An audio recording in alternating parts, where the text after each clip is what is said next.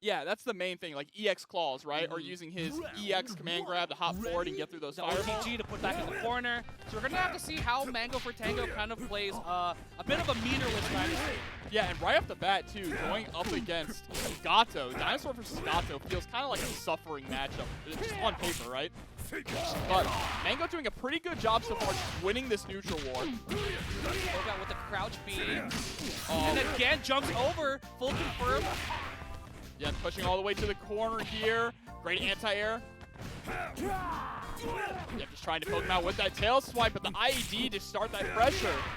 Yeah, nice. Yeah, Gato has a really good way of controlling that mid-screen space and hops over the command grab. Should be able to kill here. Yeah, and that's the thing about Gato is he really only needs about half a bar to do a chunk of damage to you. But there's the EX command grab. Tamago turning this around, or excuse me, Mango turning this around right now, but the empty jump throw. Yeah, might have tried to go for something a little slower there. We just saw them standing. I'm not sure. Could have gone for maybe a command grab, a crouch B. Just let the jump rock. Yeah, but next, Leona's going to be coming in, and Leona can play that zoning game pretty well. Trying to zone out Gato is going to be slightly difficult, though. He has a lot of really good tools to actually approach. Tries to go in with a super jump. Yuri's there, waits for the explosion. Tamago now pushing Mango into the corner. This is not where you want to be, and still chasing down with the roll. Yeah, Mango just cannot get Tamago off of them. And that's one of the things about Gato. His offense is just smothering. Nice. Whiffs the hop there, giving Tamago a chance. Nice grab. Yeah, there's the EXDP, though, to push back. One more touch, and Gato's out of here. Oh, doesn't spend the meter, though. Still not too bad there for Tamago. Gonna have a full health character coming in with the Rock. Yeah, Rock coming in with 3.5 bars is going to be really strong. This is a character that has really good anti-zoning tools as well, so Leona's not going to be able to lean too much into that fireball game or the grenade game that she can throw out. She's going to have to brawl from a little bit more, and that's where Rock really excels in the brawling. Not able to pick up, though, off the EX fireball. Gets a cross under close C. Anti-airs with the earring! Uh-oh. And actually gets the hit, so the earring does go away, but big jump in. Leona going down, Dolores coming in. You saw both players with that little pause there, both of them just trying to wait to react to what the other's going to do. Tamago was the first one to shoot, though, and he took that character for it. But now he's got to go up against Dolores. Now, of course, Dolores is a really tricky character. Interesting in the way that she can structure her pressure and kind of play that strong mid-range game, but none of that is really going to matter if you cannot keep Rock out. Yeah, letting a lot of jump-ins just fly right now. Doesn't get the confirm there. Tamago still kind of pressuring. Yeah, and you're seeing Tamago really fishing for these 2Bs, right? He wants to go 2B into max mode to just cash out the damage, and there it is. Speak of the devil, and they will appear. Into existence and into the climax. Be so much damage, and he misses it! He canceled it just a little too early there. Oh, nice. It's a nice little two-piece off the Rapukin. Oh, and the CD, not enough just yet. Just chasing down with the elbows. And you have to be very careful when you chase down with those elbows because you can get punished for it. They're a decent tool when you have a knockdown to try and chase up, but when your opponent is standing in neutral, you are risking a lot by trying to approach with the elbow. It works out, though, for Tamago in the end, and they're going to take game 1 here. Yeah, very strong play from Tamago there. Mango for Tango kind of trying to find their footing. Wasn't really able to get anything started and got a couple hits with Dolores, but nothing into a clean convert. Yeah, nothing at all. And they were having a really difficult time keeping Rock off of them. Yeah. Rock, of course, is really good at getting in, but that's the key. Also, Dinosaur on point didn't get to do too much. We saw signs of life there towards the end, but Gato is just such a difficult character to overcome. Yeah, that jump CD is a huge problem. Will pretty much stuff anything below it. All right, tries to catch him from below. Oh, actually hops over. Nice punish. Whiffs the dash punch. Yeah, great confirm as well. Gets a cross up just a little too high to actually get a confirm off of it. He's going to guard cancel backwards to try and create a little bit of space. Nice, gets the splash. It's actually working out well for Mango for Tango. Gets the bar. Can go for the OTG, and it's enough. Built up just enough meter with that combo to get the OTG bite. Mango for Tango's Dinosaur looking really clean this time. Yeah, the Dinosaur being a lot more effective. We're going to have to see if the Dinosaur can deal with the Rock. I think this is actually maybe a little bit better here for Mango, for Dinosaur at least. I think Dinosaur can brawl with Rock pretty well. Rock has some fast buttons, but he wants to be up close against you, whereas Zato has a I mean, not Zato, excuse me, Gato has a little bit more of a reach, right, in that neutral game. Rock kind of wants to be up against you with his buttons. Yeah, and I think Dinosaur can really play around with these burst movements from Rock, and there we go, the rising tackle immediately, not wanting to deal with it. All right, there's the air trade, and just straight, I love that. You hit the 2 crouching A's, immediately into the X grab. There we go, full confirm into the max mode. Gonna take a little bit of damage, gets a bit of a setup, but big trade. Oh, and the crouch A on the other side. Yeah, it makes the cross up there from Tamago actually whiff, and right now Dinosaur is just taking the ball and running with it. All right, Mai coming in. Now this is definitely, like, we can't, this is definitely a bad matchup for Dino. Absolutely. Mai, probably the strongest neutral controlling character in the entire game. Her fireballs are just second to none. EX Fireball, a great tool to lock you down, and her jumping and standing CD are just so difficult to deal with and play around. Yeah, just gonna kind of lame it out. You don't need to do too much here, but there it is, the EX lunge. Yeah, the thing is that Dinosaur absolutely has to have meter to survive this matchup, right? Yeah, and Mango for Tango tried to block it out there, but, you know, Mai's short hops are so crazy, and she could press the jump B so late in the jump arc, so you really do have to kind of guess 50-50 immediately. Yeah, and then also how Nutty just standing CD actually brings her off the ground so she can low crush a lot of things. Ooh, tried to kind of mix it up there, just kind of lets the cross just sit. And that's always tricky too. Whenever you get that air-to-air trade and Mai wins, it's so scary because you have to guess whether or not it's going to be same side mix-up or a cross-up when she comes down on you. Right, goes for the cut out. Trades with the earring. Oh, almost got the cross-up. Yeah, trying to go for the cross-up there, just a little too far away, but that standing CD straight into the fireball. Ooh, actually taking initiative there, gets the hop cross-up. Gonna be a lot of damage coming here into super. Actually doesn't spend it. Yeah, drops the combo. It's able to get the low though, and that's 2-0. Oh no, sorry, he has one more character left. Yeah, so where am I at? Yeah, we still have Dolores coming in. You're right. Mai versus Dolores is actually pretty interesting. Dolores has those far-reaching normals, has that crouch B into forward A. But Mai has the CD. Yeah, of course, yes, but Dolores has the tools to play around Fireball. And she has the tools to stay out of CD range and still poke up against Tamago. But these top cross-ups are, you know, being very hard to deal with. And misses the convert, had the bar to go into max. And one thing you're noticing, the way that Tamago is playing Mai up against Dolores, is they're playing Mai a very rush-down heavy style because you do not want to allow Dolores to have that spacing control, right? That is where she shines the most. So he is just in Mango's face, and there it is. Tamago takes it 2-0. Yeah, and that was a clean convert too. Caught the jump with the flame, and you get EX flame right afterwards. It could have gone into more of a combo there, but execution heavy for some of those combos. But Chris on point. This is something else I really like to see too that we've been seeing kind of recently. Chris is a mix-up machine. This character can just reset like crazy, go for these overhead lows, cross-ups. It's a really good position, especially against a character like Rock. Yeah, I think it's a character that's been a little underrated, even though people are saying that jump CD is sick, but not really giving the whole toolkit the respect it deserves. Because, you know, just people are like, you know, Chris is just jump CD machine, but has so much mix off of the follow-ups, off of the Rekkas. And we saw that kind of at DreamHack. So we'll see how this kind of turns out for incross. Yeah, that's the thing about Chris, is Chris players need to play fast and loose, right? They need to be unpredictable, especially when you don't really have the meter to work with. Yeah, there's a lot of reset situations that Chris can do, you know, fairly meterless, maybe spending 1 bar to get the reset situation. So very efficient on the meter usage. I love the meaty fireball there to run up and try to go for the low. Great jumping CD, gets the hard knockdown as well. Might have gone for a grab there, but gets the close C.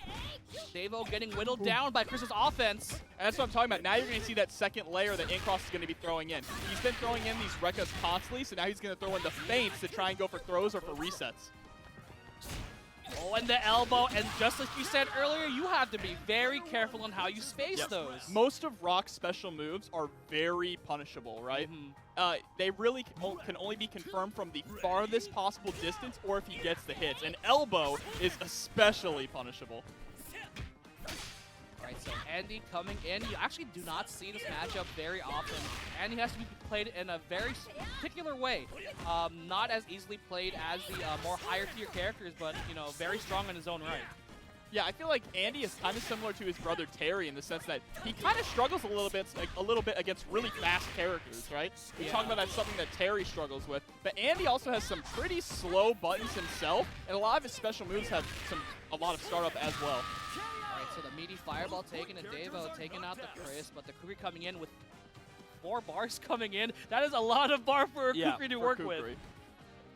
Kukri on mid with max meter. That is a lot of EX clones and EX sand pillars in the future. If they get the chance to live, though, look at this conversion. All right, just an easy 55% for your troubles. Andy does a deceptive amount of damage. I don't think too many people actually realize how much damage this character does. Yeah, I think the big thing is like getting a clean hit. Never mind, we got the cleanest of hits. Crouch B into super. B.Jenet, another character we don't often see, but on Anchor, we usually see in mid or point. Yeah. So Anchor, I'm very excited to see B.Jenet just spend all the cash. Yeah, absolutely. And this is another interesting character. Brand new, so people are still trying to figure out. Probably the hardest to play out of Team Garo, right? Yeah. She's got some really weird shenanigans with a lot of interesting air momentum, air moves, and Fireball Oki, which is not something that's too common in this game. I actually, you know, I've been playing a bit more B.Jenet lately, and I do think she needs that bar to be able to contest with the higher tiers. And this is going to be a lot of damage off the EX cancel. The Ender misses, but still gets a bit of Oki. Yeah, that's really unfortunate about that Ender there. Tries to go for the Fireball Oki, but messes up, gets the overhead. Under pressure, that crouch C, so good, moves her forward. Oh no, but Devo with the big confirm into EX. And look at that, that's just a blowback. I mean, just EX straight into super, it's insane. Yeah. Andy just getting easy confirms off of those EX elbows. Yeah, EX somersault does massive amounts of damage. And, you know, it's really cool. I love how they still, you know, I feel like across the years, Andy has forever had that, like, somersault cancel where you press both kicks and you just cancel it and you get to just juggle afterwards. But we haven't actually seen that used. Yeah, we haven't seen it just yet because there's a lot easier confirms where you go elbow into super, as we've seen from Devo. So we're going to see how incross will deal with the Andy. Andy was definitely the problem here. Oh, absolutely. Andy also has really good neutral control, just not only with the elbows, but with being able to mix up that fireball game. Yeah. He's got the fast fireball, he's got a slower fireball, and then EX fireball, he can just run ahead of it. It's kind of similar to if you're new to King of Fighters and you play Street Fighter, it's a little similar to Laura's fireball, his EX fireball. Yeah, a little bit on the slower side, giving him time to set up pressure. Oh, and there's the stubbiness of Rock that we've kind of been harping on. Rock is a good character, but at some places he can't confirm properly. Could have maybe done crouch B, stand B. All right, yeah, just trying to keep this pressure going here, resetting with fireballs. Trying to go for the overhead mix-up. Gets the command grab there. Incross finally putting in even more layers into this Chris mix-up game plan. Oh, and instantly canceling into the super there. Getting a bit of damage off that anti-air. All right, there's the throw as well. That meaty rolls through. That was pretty much a checkmate situation. Great stuff from Devo to recognize he has to roll to avoid the meaty fireball or he will get chipped out. Ready for the punish immediately. Yeah, great patience there from Devo, but now Kukri coming in again with a bit of bar to work with.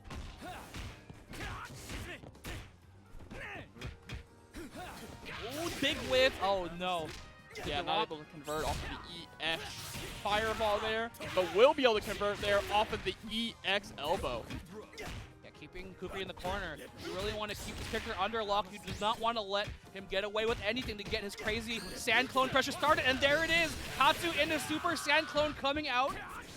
Yep, there it is. He delays it as well. And gets the jump over the fireball there. Rock is out of here.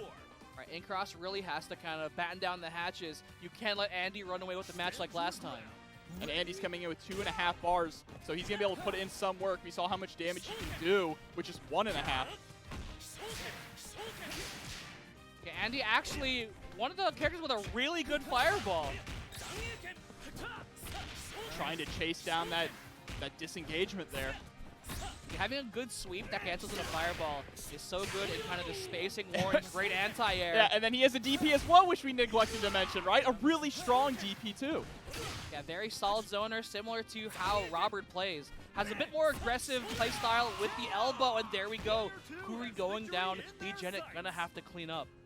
And I really like the way that Dave was actually able to slow that down. Because normally you don't want to play slow against Kukri. You want to smother him so he cannot get anything started, right? He doesn't have the greatest defense, so that's where he kind of struggles.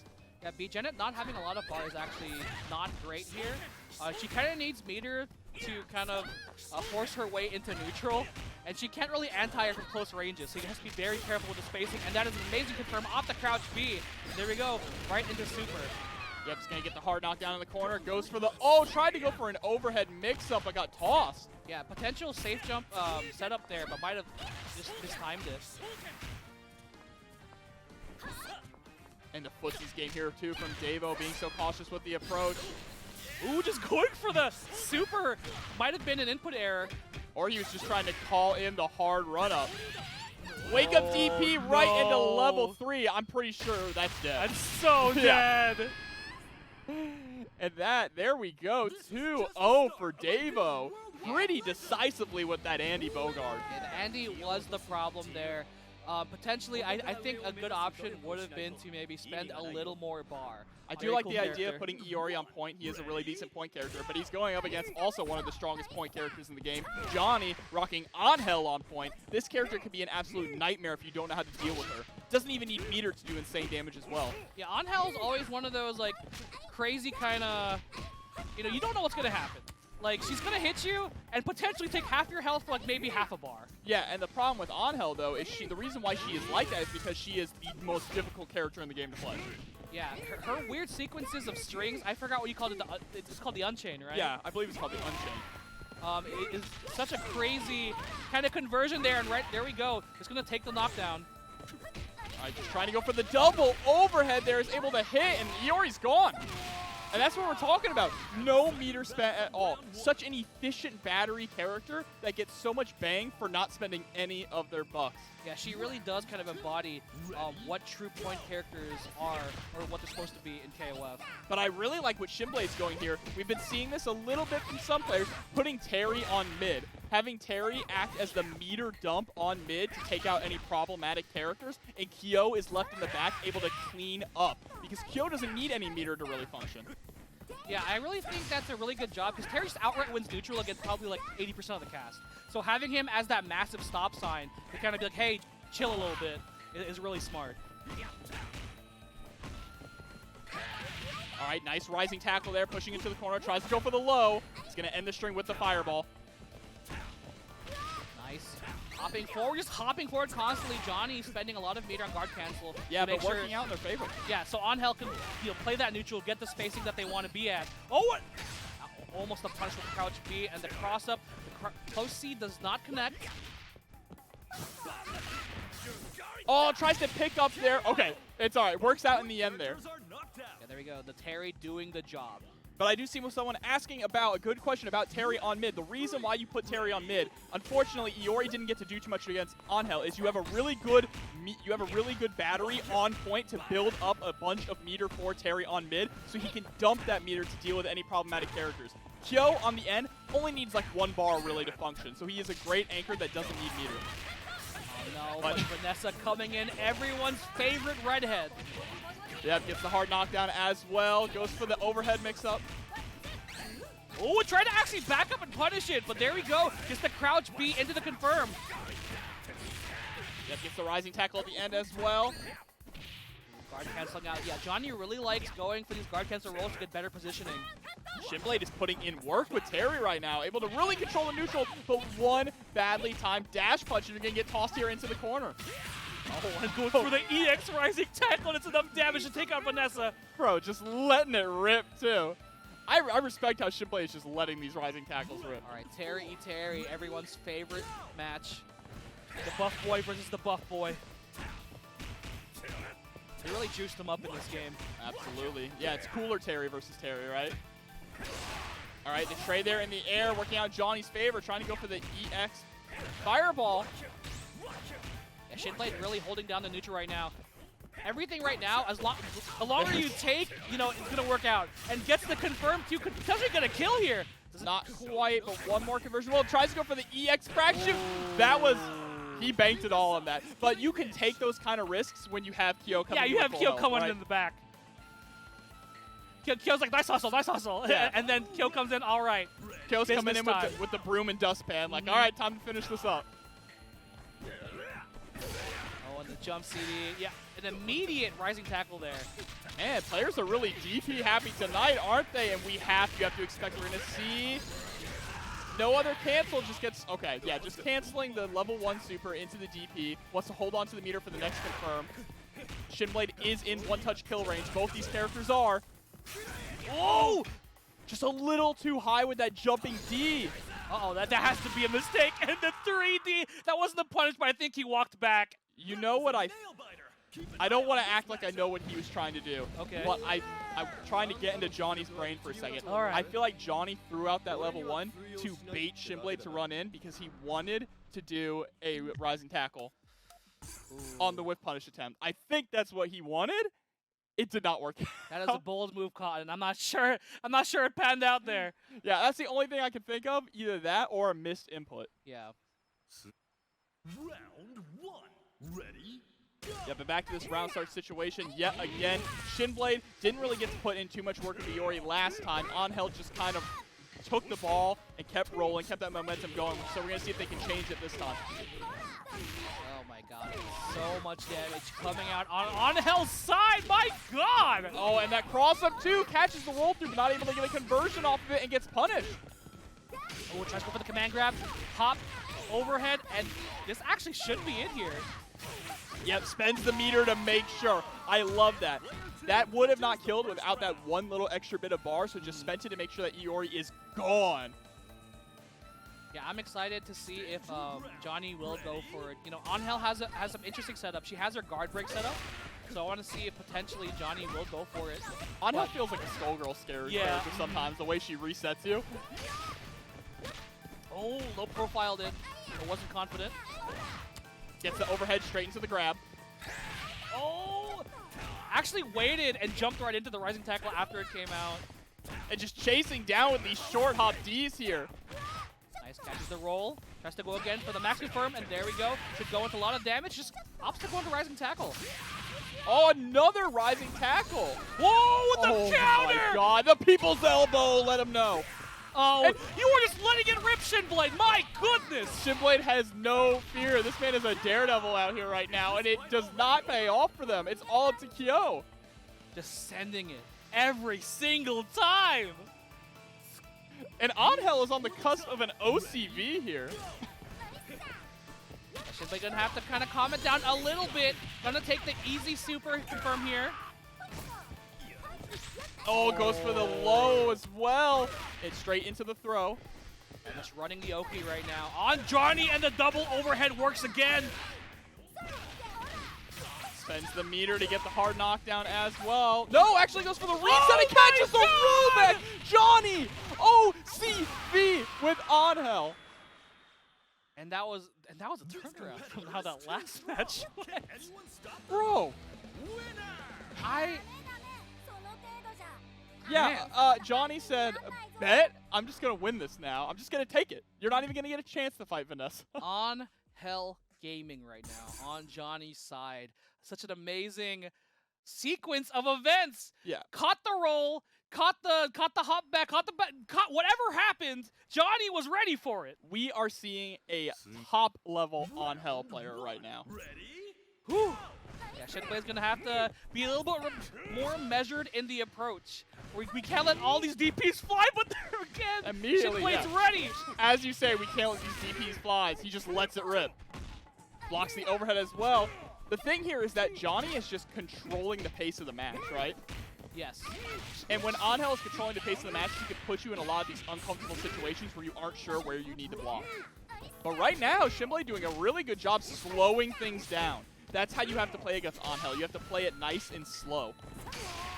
Yeah, gonna take all these trades. It doesn't matter at this point. Angel is at such a low health that just trading, you're gonna win this round. Are you ending with the fireball there? You cannot be ending with the fireball too much or you will get punished for it. Just leaning into it a little bit there. ShinBlade finally able to get rid of Angel pretty early. Iori coming back with full health going up against Vanessa. Yeah, Vanessa, no stranger to having oppressive neutral, but ShinBlade kind of adjusting, not going for these crazy DPs. Oh, goes for the OTG in the corner as well. It gets a bit of a different knockdown there. He gets caught trying to roll backwards. The crouch B, Vanessa's amazing. Chainable low. Coast to coast there too, utilizing that jumping CD to push all the way in the corner. But EXDP to escape the corner. Oh yeah, Iori's just hopping right now. But now Johnny's turn. Has the offense and goes low. Yep, gonna get the hard knockdown here too. Have to hold this mix-up coming. Oh, no, nope, never mind. Iori's actually dead. Yeah, doesn't even need to spend anything else. So Johny gonna build up a decent chunk of health, and this is a matchup that Terry actually kind of struggles in. We were talking earlier about how Rock and Terry can kind of struggle against really fast, or excuse me, not Rock, about how Andy and Terry can struggle against fast characters. Vanessa is one of the fastest in the game. Yeah. And there's that uppercut all the way down from Southtown. Whoa! Tries to go for the CD, but gets opened up by the crouch B. Right into the Buster Wolf. Oh, I like the weight, wasn't able to punish it, but gets the cross up again. And there we go. Hit there too. There a little bit of a scary scramble there for both players. And shouts to Spitman for the subscription. We appreciate the support.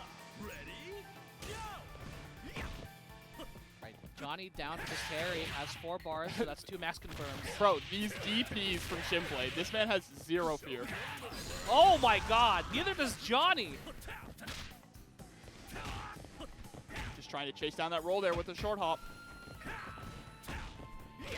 Oh, and the hop in the face. Doesn't link into the close C. Oh my god, again! Immediately ready for it as well. Just canceling straight into the super, and there's the EX crack shoot run-up throw. Yo coming in with nearly 4 bars on deck. Yeah, Johny really played that really well. Able to call out, you know, any movement and going for the rising tackle into super. This is still anyone's game, though. Terry just needs one good. Oh, actually, maybe not. We're going to see a straight level 1 into level 3. Yep, there it is. Give him the power of the sun. And ShinBlade just enough to take it 2-1 over Johny. Yeah, very explosive match there from both players. Johny having that sit full screen, throwing out her little air fireball to build up meter. The amount of meter build is insane, but up first it's going to be Vanessa up against Rock. Yeah, I feel like we've seen a bit of this matchup. I think Rock plays it well. It's really on to, does Vanessa know how to deal with the pressure? You know, the pushback on that elbow we just saw. Yeah, absolutely. And yeah, I really like it, ending those strings with the fireballs to stop the uppercut. But the thing is that is not a true block string. DBZ can start sniffing that out and actually punish it. You can trade with 2D, and that trade is always in your favor if Rock tries to end with the fireball. So the damage there, nice grab on the wake up from BBZ. Oh, and the uppercut! Every single time, everyone gets hit. That might be quite enough to kill. Yeah, it's going to spend the level 1 to make sure that Rock is gone. I really like that. I like that you're starting to see more players spend the meter to get the kill. You do not want to give them a chance to survive at all. All right, the Yuri we're just talking about coming up here. And there we go, going for the hop already, the close C. Oh my god, like clockwork. Yeah, just a little too high to actually get the conversion off of that there. Oh my gosh, yeah. Jump B is so good. And you know, she has a really crazy jump arc, gets the grab, and goes same side that time. Yeah, just keep stealing turns back with these jump-ins. BBZ kind of scared to press too much though, because one hit and Vanessa's gone. Oh, trying to go for the Shatter Strike and gets the wake-up grab. Kusanagi taking on the Vanessa. Yep, keeping Yuri alive as well with a decent amount of health coming back in. Nearly full going up against Gato. Almost even in meter. Yeah, so actually a little bit of a struggle here for Gato. Yuri has a weird jump arc to anti-air, and Gato is a character that kind of struggles with anti-airing right in front of him. And just a EXDP straight through Gato's pressure. And Kusanagi has been getting these cross-ups, but it's been too high every single time to actually confirm off of them. It's a little disappointing. Yeah, might need to start doing them a little later. Trying to stuff out anti-airs preemptively, I feel. Oh my god, open up low. And and that is a dead Gato. Straight into the level 3. Such a good climax. It is. Such a good climax. Every climax in this game is godlike. Right, thumbs up. Dolores coming in now on BBZ side.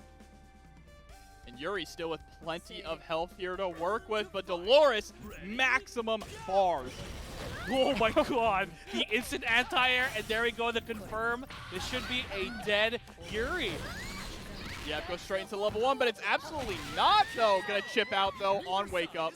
Yeah, I like not going for the full confirm. It worked out there. Potentially could have been scary, but Yuri didn't have meter, so kind of trying to save bar where you can. Yeah, absolutely. But speaking of a character that doesn't really need meter, Kyo coming in with almost 2 bars on deck. That's plenty for this guy to work with. He builds meter like a monster as well. Yeah. Ooh. I love that, trying to chase down footsies here. Oh, big open up on the overhead. Hops, jump C. Yeah, all that damage off just 50 bar. Oh! But the Shatter Strike! Oh no! And again! Both of them just letting it rip!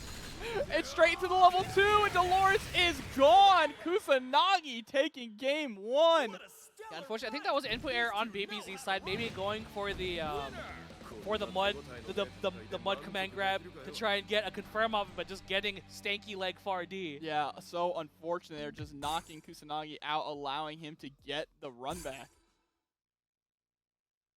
Yeah, Man, Shatter Strike. Shatter Strike is a hell of a mechanic. We're starting to see a lot more players actually lean into it more now, realizing how strong it actually is. The thing about this game is it has a lot of legacy skills, so when people come in, they're going to use what's familiar to them, right? People are finally now starting to experiment with Shatter Strike a lot more, and we're starting to see the real effects of it. Yeah, Shatter Strike, you know, on paper it's amazing. It's just a matter of finding the places where you can use it.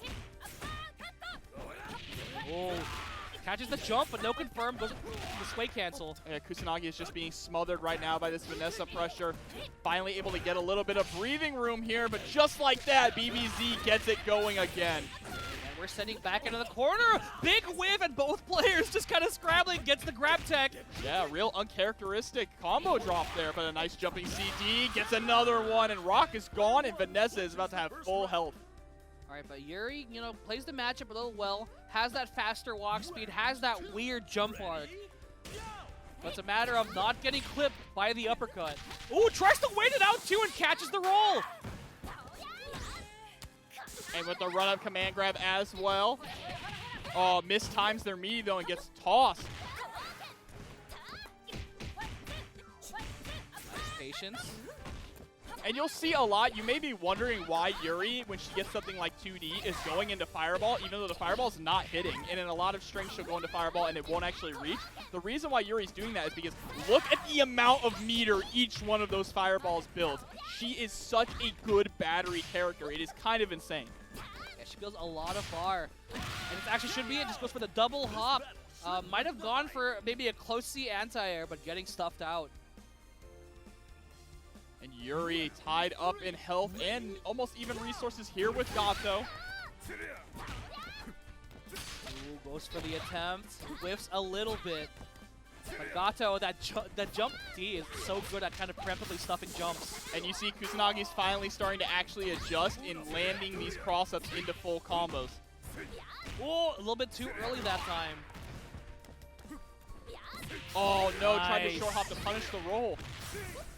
Oh, gets mixed low and drops the combo. So unfortunate, and that is a max confirm from Kusanagi. So much damage, climax, and that is a dead Gato yet again. Off of just a drop super. One mistake like that and you lose your character. So unfortunate for BBZ. All right, Dolores gonna have to do a lot of work right now. Yeah, tell me about it, right? She's got to go through not only Kusanagi's Yuri, who might arguably be their best character, but then has Kyo waiting in the wings. Yeah, just building bar with the Saiha, because Dolores really isn't a character that goes in for the rushdown, but forced to, because of the position they're in right now.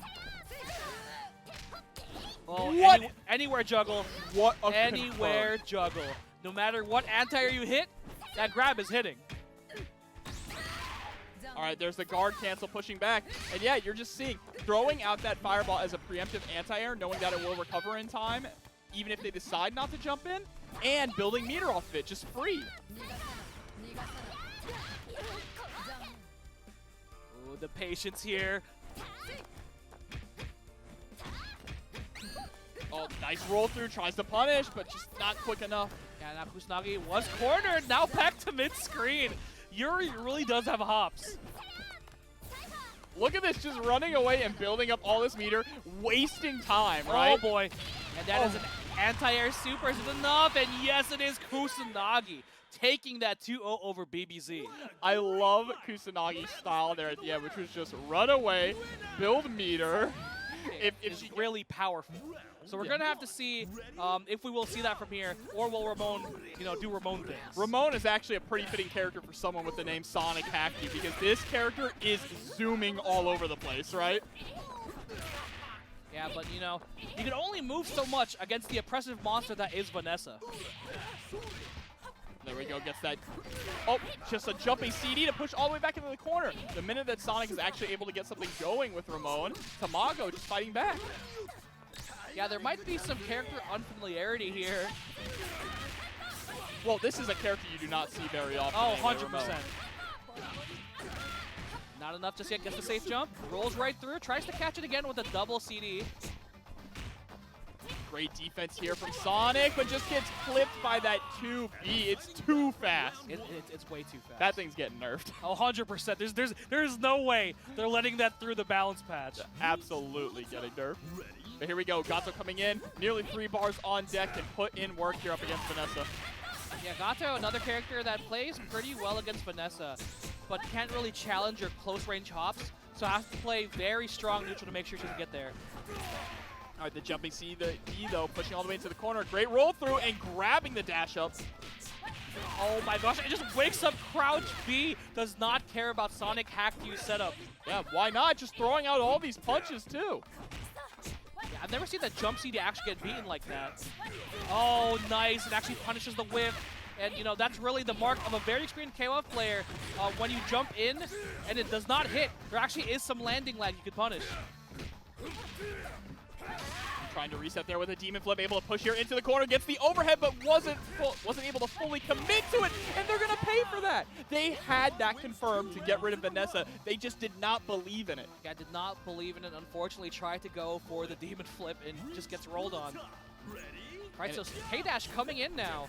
Has 5 bars to play around with. An anchor K-Dash is not something you see very often, though. These characters usually played on point or mid. Vanessa's gone, though, so let's see SonicHackedYou show us something with K-Dash. I mean, I saw this crazy combo of K-Dash the other day. I think spent like 1.5 bars and it did like maybe 60% and it's done. So I'm excited to see what we see from SonicHackedYou here. Yeah, that was really nice. They're able to jump over the Shatter Strike attempt. Went for a Shatter Strike of their own, but got beat out. Now these two characters, oh my god, wake up super. K-Dash and Rock are actually kind of similar, right? They have some interesting mechanics that are kind of similar to each other with their like anti-fireball, right? That anti-zoning fireball. The way that they can move forward, their special moves really strong. Oh boy, gets hit low there. And K-Dash might make it all the way here. Mike coming in on Tamago's side. Well, the unfortunate thing in here is he does not have too much health left and has to deal with Mai, which is a neutral monster. Yeah, jump CD, standing CD gaming. Yeah, you get hit by a couple of those and it's done.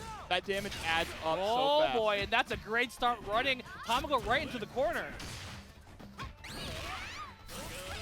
Krohnen gets opened up low. The EX slide working out real well for SonicHackedYou right now.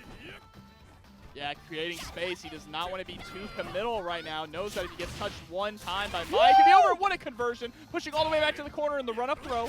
Oh, boy. Gets opened no up way. into the super. That's enough. No way. Oh, no. He needs one more touch. Oh, he catches the roll through there. It's SonicHackedYou with the reverse OCV. That's pretty good, Jobber. What do you think? I don't know what it is about players who come to TNS and their K-Dashes, but you hear people talk mad shit about K-Dash, right? Yeah, they are definitely, K-Dash isn't good. Why would you even play him? There's Vanessa and Ralph. And then every single K-Dash that comes on is godlike. Yeah. Every single, Leak has an amazing K-dash. Here we go. I want to see some amazing Ramon action, though. Ramon didn't really get to get anything going up against Vanessa. I mean, you honestly can't really do that much against Vanessa, especially as a character like Ramon who has a bit more limited options. Yeah, and here we go, just getting caught trying to roll out of the corner, going to get sent coast to coast.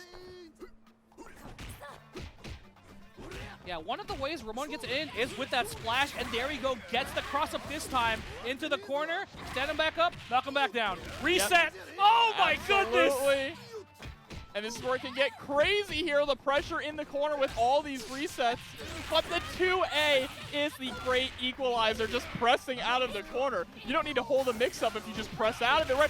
No, oh my god, he tried to go for EX wall jump and just got too deep for it. Yeah, so unfortunate there on the spacing. But, you know, Gato coming in now for SonicHackedYou. Gonna have to really get these anti-airs in. Yeah, the preemptive hop Ds to make sure Vanessa doesn't get into spacing, but she just hop on you for free, and there we go.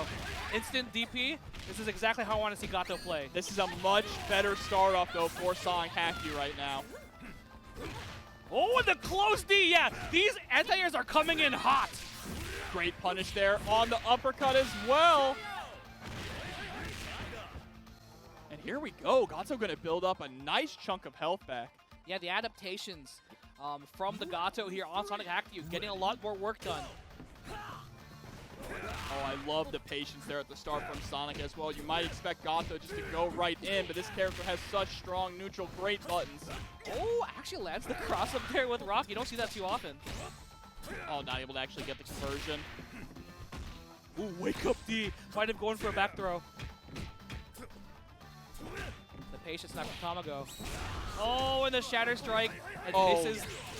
You hate to see that. Yeah, immediately into max mode cancel once you get as much damage as possible for this punish. And gets the safe jump.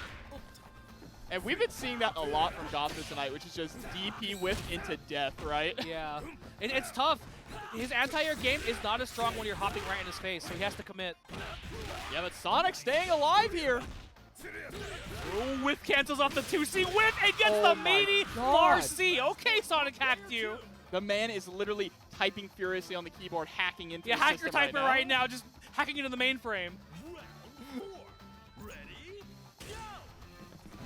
now, Tamago, chance here to stabilize with my last chance. Yeah, jumps on a fireball, lands at one, and then just gets hit by the standing CD, and we are down to our anchors here. Mai up against K-Dash. Yeah, we saw how the K-Dash matchup played up in the last match. We're going to have to see if Tamago will bring the game to SonicHackedYou. Never mind, just letting it rip with the oh my gosh, with the hop. It was really that EX slide that put in so much work for him, right?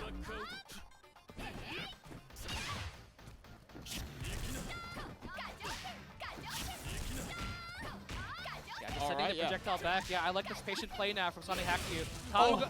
Tamago's able to stabilize, and there we go. Getting his confirms the roll through and gets the punish. Yep, has a lot of meter too. Got to be careful. One more touch. That jumping CD is too strong. It's so hard for K-Dash to actually work around. Ooh. And actually gets hit on the back hitbox. And then the EX slide as well. Going to get a full conversion into the corner. Level 1 here. Ooh, nice block of the overhead this time. Yeah, then there's the punish. Tamago staying alive. Yeah, 1-1 right now.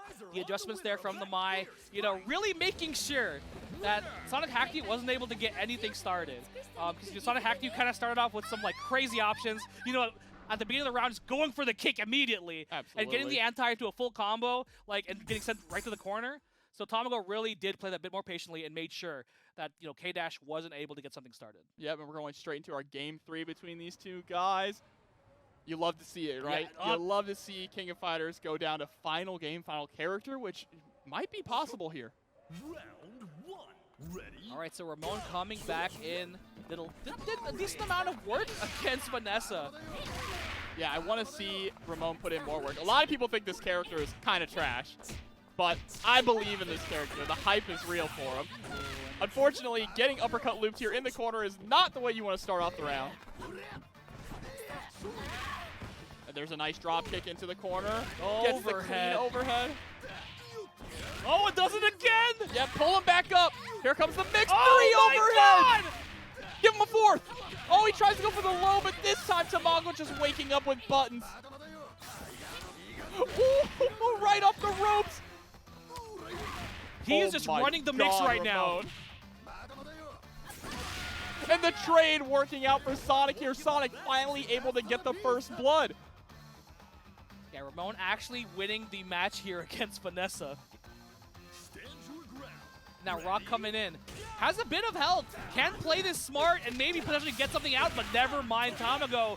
Rock confirmed, and Ramon is getting sent home packing. Goodbye, Ramon. That's all she wrote. At least we got some sick Ramon gameplay, right? Yeah, exactly. That's what matters. It happened. It's on stream. It's recorded. And now Gato's going to come in and go up against Rock. Oh, no. Yet again, the curse happening with DP into just exploding. Yeah, that's one of the unfortunate things with Gato. Your main anti-air being that DP. It just goes too far up straight, right? That's the main problem. All right, good air there. Tries to chase down with the low. Yeah, SonicHackedYou trying to kind of go for these jump CDs, jump D, and preemptively stuff these hops. But Tamago's really altering these jumps very well, but there we go. Working out here now for SonicHackedYou. Absolutely, and thank you so much, Jago, for the Prime. We appreciate all the support. But now just trying to keep this spacing here. This is where Gato really needs to keep Rock at like maximum range, right? Try to confirm off that maximum range until you get the knockdown. Finally, the DP actually landing this time. SonicHackedYou still trying to establish the neutral here and just goes for the super? Roll super. There's the neck breaker. Gets the hard knockdown as well. Tries to just go for run up sweep. Maybe that's the adjustment for the anti-air. If I'm not doing that super, I'm doing the other one. But that's it for Gato. But Rock is going to gain, like, nothing. No health left. Oh, and shouts to Daniel GT also for the subscription. We appreciate it. All right, so K-Dash coming in again.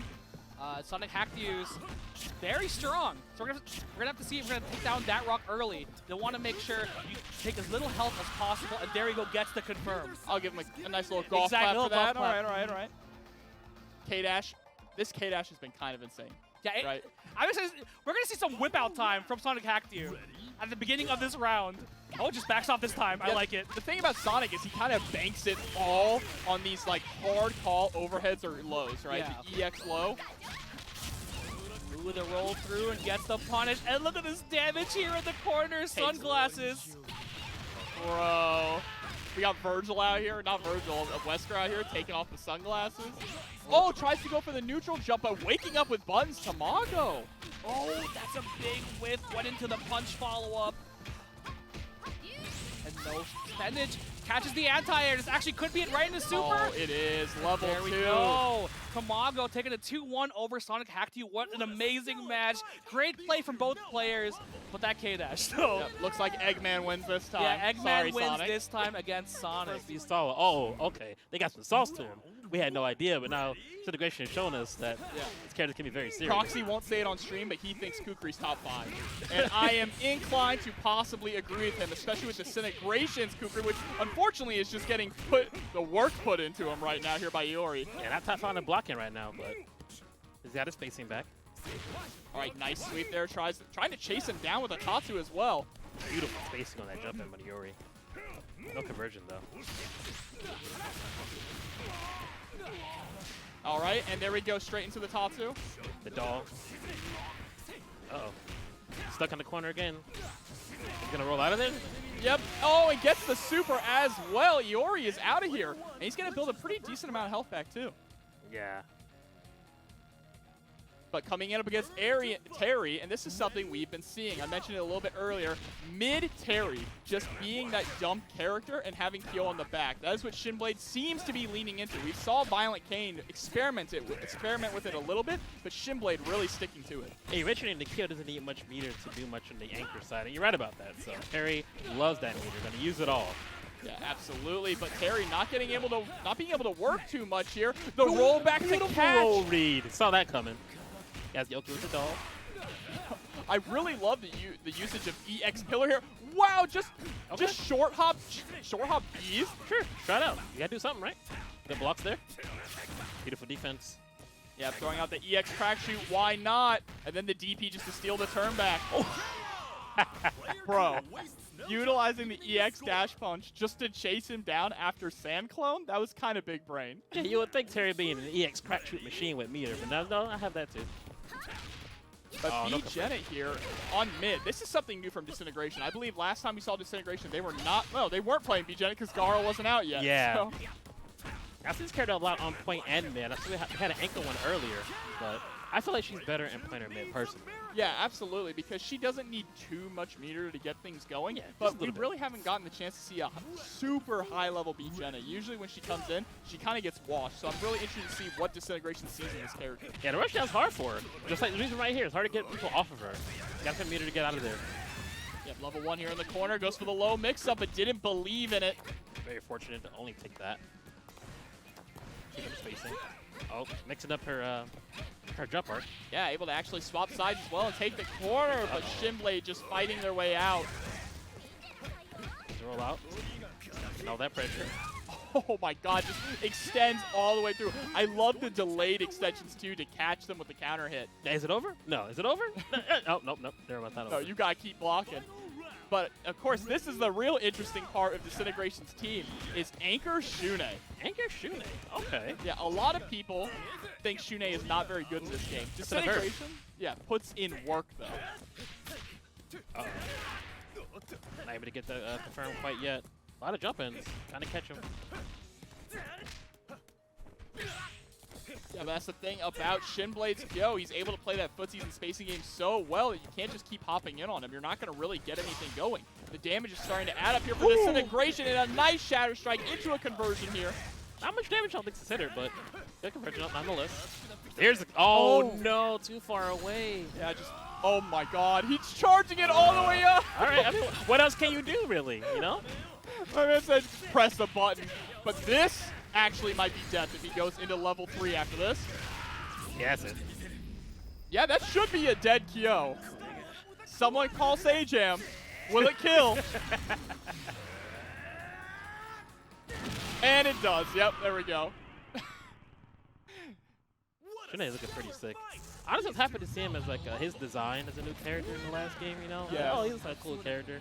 But now he seems like, people say he's not good. I don't know. I think he's in the middle somewhere. He might take more time, you know? Yeah, I feel like a lot of people really are like down on him. There's a lot of characters that I feel like are actually decent, but people just don't see it. You know what I mean? Jobber, if they're not super duper easy, and you can't do like a 600 damage combo in like 8 minutes of practice, they're trash. They suck. That's how new fighting games work, bro. You're right. We just saw Testament come out day 1. People are like, Testament's garbage. Yeah, bro. Booty. So it's like, you know how it is. I say give it about this time, a month or 2 into fighting games is when those characters start coming out and doing the hot stuff, you know? Yeah, that aren't absolutely. super easy, so. And I'm glad we're starting to see a lot more people going spread out on characters as well. They're not sticking too much with Ralph, Vanessa, Terry. We haven't even seen a Ralph tonight. That's a shame. Yeah, we actually have not seen a Ralph tonight, which is kind of crazy because that is arguably one of the best characters in the game. I hate it. I love Ralph. I hate Ralph it. is pretty cool. But we're going to go jump right into our next game here with Disintegration and ShinBlade. Yeah, I don't expect much of a shift in positioning. Things seem to work out pretty well for him, but... No, yeah, I think ShinBlade could easily have won that game. They just, the way that they went up against Kyo is just the real thing there at the end. Yeah, the Kyo movement was on point. It's hard to get a beat on him. Yeah, they need to really get that knockdown and stop Kyo from breathing, stop Kyo from escaping, right? When you allow Kyo to breathe too much and play that footsies game, that's where he really excels. He excels so much at whiff punishing, too. You do not want to be whiffing in neutral against Kyo. Exactly. And he had all that meter, too? Yes. Man, it was just to dump it all? It was a bad spot. Bad spot. Well, we'll see. It looks like thinking on the last character here, possibly. Some deep thoughts. Just holding on. Or maybe just taking a breather, too. Maybe, yeah, you know. I mean, he won the match, so he can't exactly change characters. It's just one of those, like, And looks like, yep, Iori, Terry, Kyo still.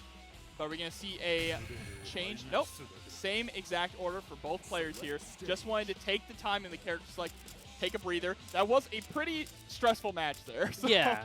And then the online tournaments, you can get revved up pretty easily. Being in your own house, you're comfortable, so you're more prone to like start getting angry at things. You gotta just woo-sigh a little bit, calm down. I love that you mentioned that because I have never in my life gotten mad playing against someone next to me. Yeah. But online when I can't see the person, bro, Salt, I'm ready to immediate. toss hands. Exactly, every time.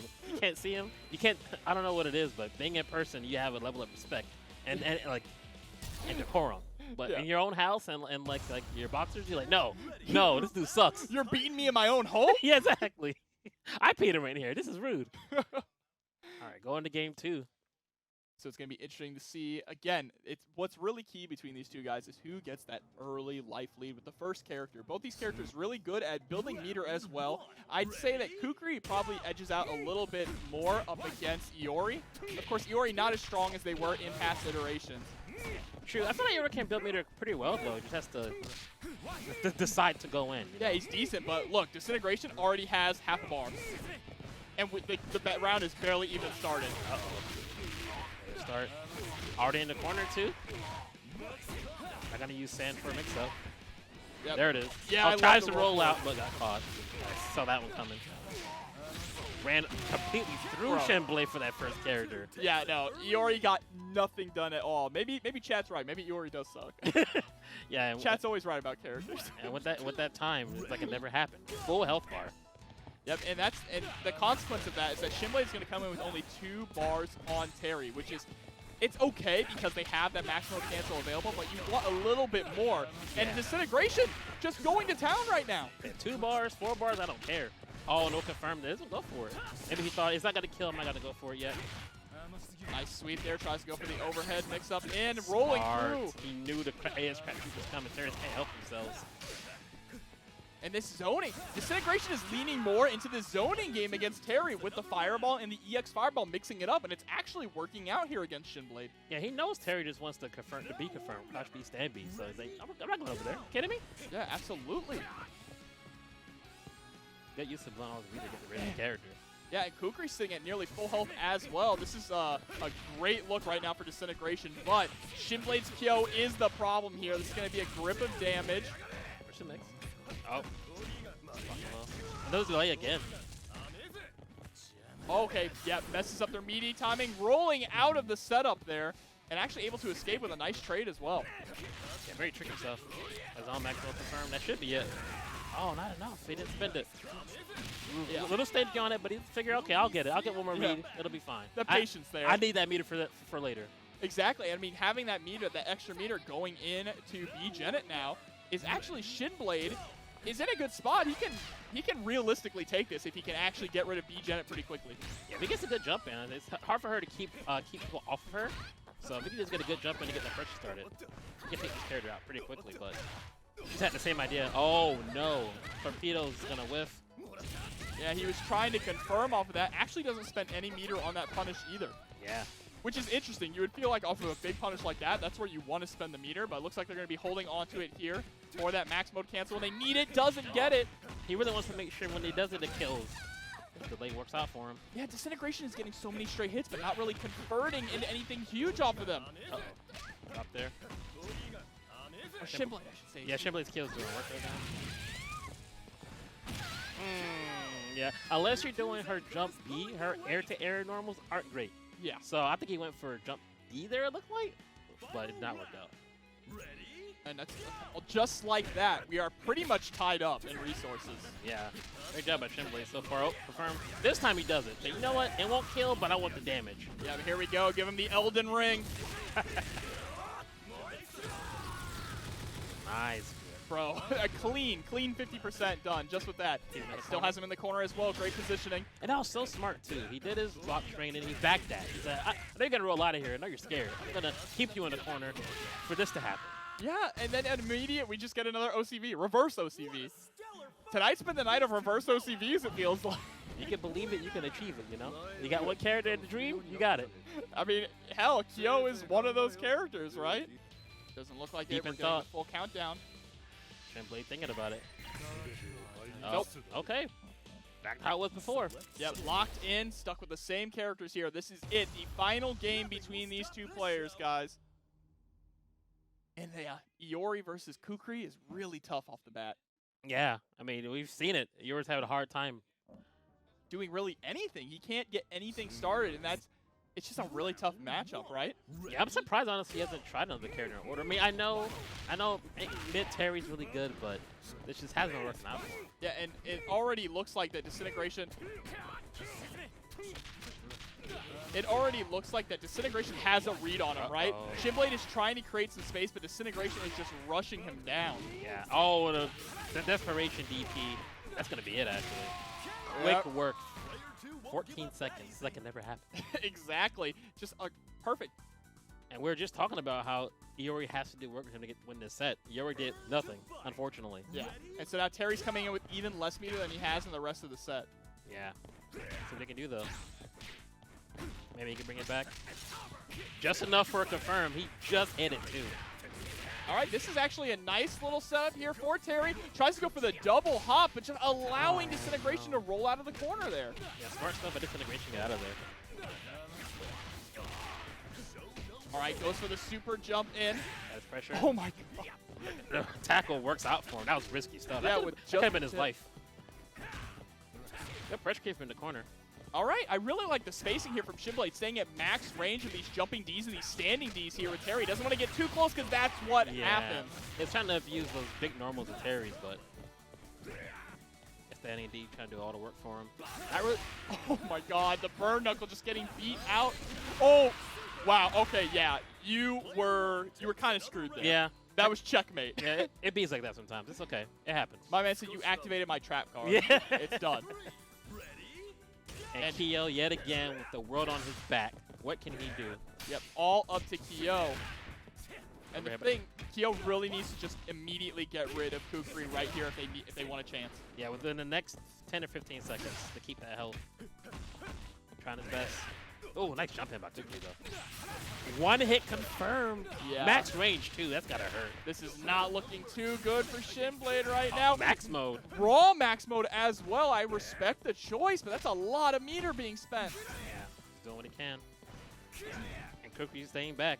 Disintegration, I'm not going over there. Are you kidding me? Yeah, he's trying so hard to chase him down there with the wreck gun. He's able to chip him out, but spent all that meter. Disintegration was content to just run away and let the max mode go out. Yeah, let the max mode go out. He has less health and recovery if he win the round. All around a good idea for Disintegration just to stand back at that point. Yep, and I think you could see Disintegration playing a little lame too with B.Jenet, probably trying to zone out a little bit. Actually decides to go in, and that's going to give ShinBlade a good position here in the corner with the command grab. Yeah, he has to stay in there. Again, hard to get him off. The damage. Oh, goodness. Oh, misses no. it. No. That's going to be it. Yeah, he definitely wanted the other super, right? Yeah. He wanted the fire super, which would have hit, but just so unfortunate there for ShinBlade.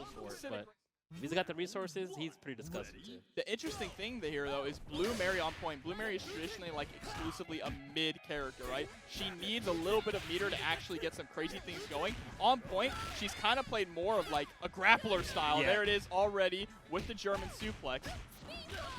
And the speedball catches. But I think this is also a really interesting decision, maybe a counter pick against Point Rock. Because Rock is a pretty good anti-zoning character, so Joe wants to play that zoning game on point. Blue Mary can brawl it out with Rock in neutral. Yeah, if you're gonna throw hands, I can go with you. That's fine. Not a good look so far, though. Yeah, just getting put down in the corner Good here. Oki on the fireball. Oh, smart. I'm not going over there. I'm gonna make you roll in or jump out. I'm gonna catch you either way. You don't want to overextend, especially against a character like Blue Mary, but here comes Joe in with 2.5 bars. Yeah, plenty to work with. Not getting to a fireball war quite yet. Wow, just immediately stealing the turn back there with the rising tackle. Risky stuff. He just knew. That's confidence, right? To just be able to throw a DT to steal your turn. Oh no. Wero tried it. I love that command grab. It looks so fun. Yeah, the X command grab going to spend more bar to actually make it convert. Jump in to get some pressure. Read the roll, but not able to punish it. Just another really clean rising tackle. Wero is on point right now with these DPs. Hasn't missed a single one yet. Yeah, Merkilo tried one. He tried to copy him, but it didn't work out for him. Yeah, no. he got blown up. Yeah. That Anchor Mai, a lot of resources. She can delete you for sure, but she has to get that hit first. For sure, and she doesn't want to brawl with Rock at close range, though. She kind of wants to play that mid-range game where she can spam those, there it is, those jumping CDs and those standing CDs. But Wero already ready for it with the DP. Here's a good conversion from Merkilo. And in the corner, too. Oh, misses it. Needs to grab for his troubles. There we go. Max range punish. Yeah, immediately with a crouching A, going to spend a lot of meter as well, but drops it yet again. Very uncharacteristic here for Merkilo. Third time's a charm, though. Yep. Keep doing it, it'll work. We just repeated that situation 3 times in a row. Ready? Like on the monster herself, Vanessa. Yeah, Merkilo's going to have to be really careful and cautious of that crouching B. Double roll. Stay out of that range. That was a smash back right there. Drops it again. Merkilo, this is... I don't know what's happening with that. Odd, but Vanessa knows what's happening. Gets that 2B. Yep, going straight into the level 2 there. Surprised they didn't just go for the JCD into another mix-up. Yeah, considering it wouldn't kill. Got him in the corner first. Good pressure. Gets out of there. Oh, yeah, that uppercut. You're not going to punish that. Yeah, you push across the screen. Okay. That confirmed. No EX, though. All right, with the walk-up throw, Merkilo is in a very dangerous situation. Goes for the triple overhead and loses their turn. Beautiful blocks on those. EX or chip? Yeah, had to guard cancel backwards. Was predicting that a special move was going to come out. Wero, though, is going to take the first game. Yeah, very clean stuff there. Yeah, a lot of drops from Merkilo in that. Yeah, perform. that was really unfortunate there with Mai dropping that ender consistently. They kept constantly getting punished and losing that corner positioning, just giving Wero as many chances as they needed to win. Really, that's the easiest way to describe it here. They have to clean up that execution there with Mai. Mai could have actually brought that back. Yeah, hopefully they'll do it better this time. Here we go, back into game 2. Oh, smart stuff on that jump. He knew the dodge was coming. I just love the positioning.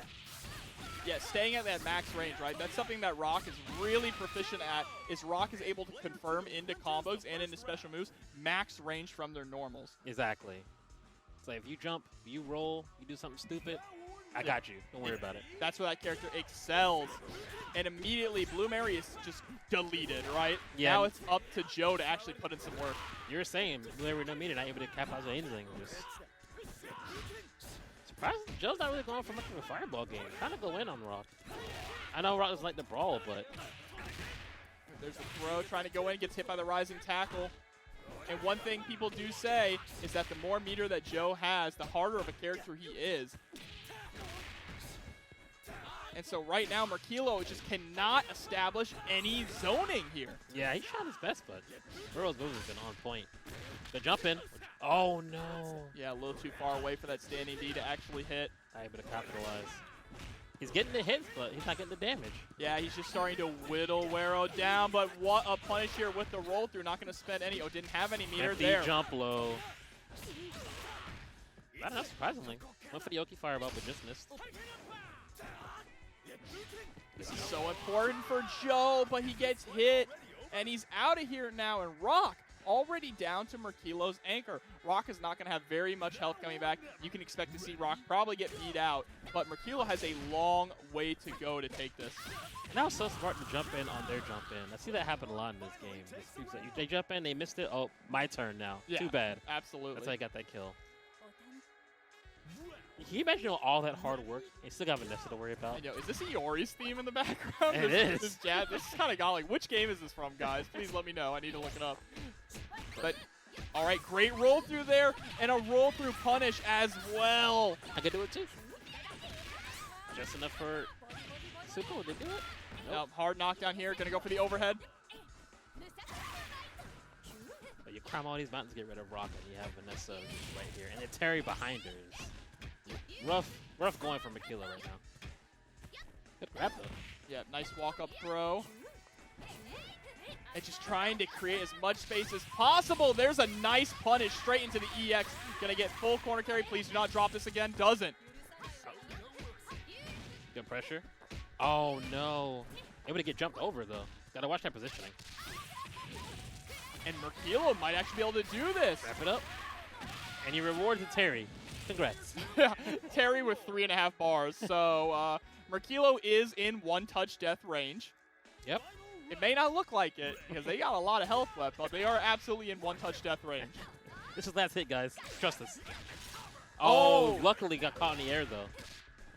Yeah, working out here for Merkilo and able to lock down Terry in the corner long enough for that max mode to go away. You know Merkilo is breathing a sigh of relief right now.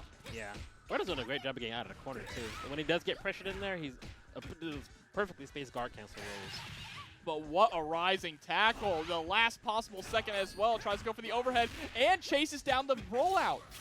Oh, crack shoot. The classic. Yep, EX crack shoot. Gotta let it rip. You ain't blocking that. It's unblockable online. You have to know. You have to you feel it in your bones, you know? We appreciate the kind words. Hope you're enjoying the stream. Round 1. Ready? The battle of two strong point characters here. Neither needs a lot of meter to really function. Yeah, and the key thing here in this matchup between these two characters is the Reflect. The Reflect being so good at knocking back those fireballs, which Robert likes to use a lot, and being an anti-air. So Elisabeth's going to be able to use Reflect to actually stop those jump-ins and that dive kick, if we actually get to see them get a chance, because they're getting smothered right now by this Robert pressure from Kusanagi.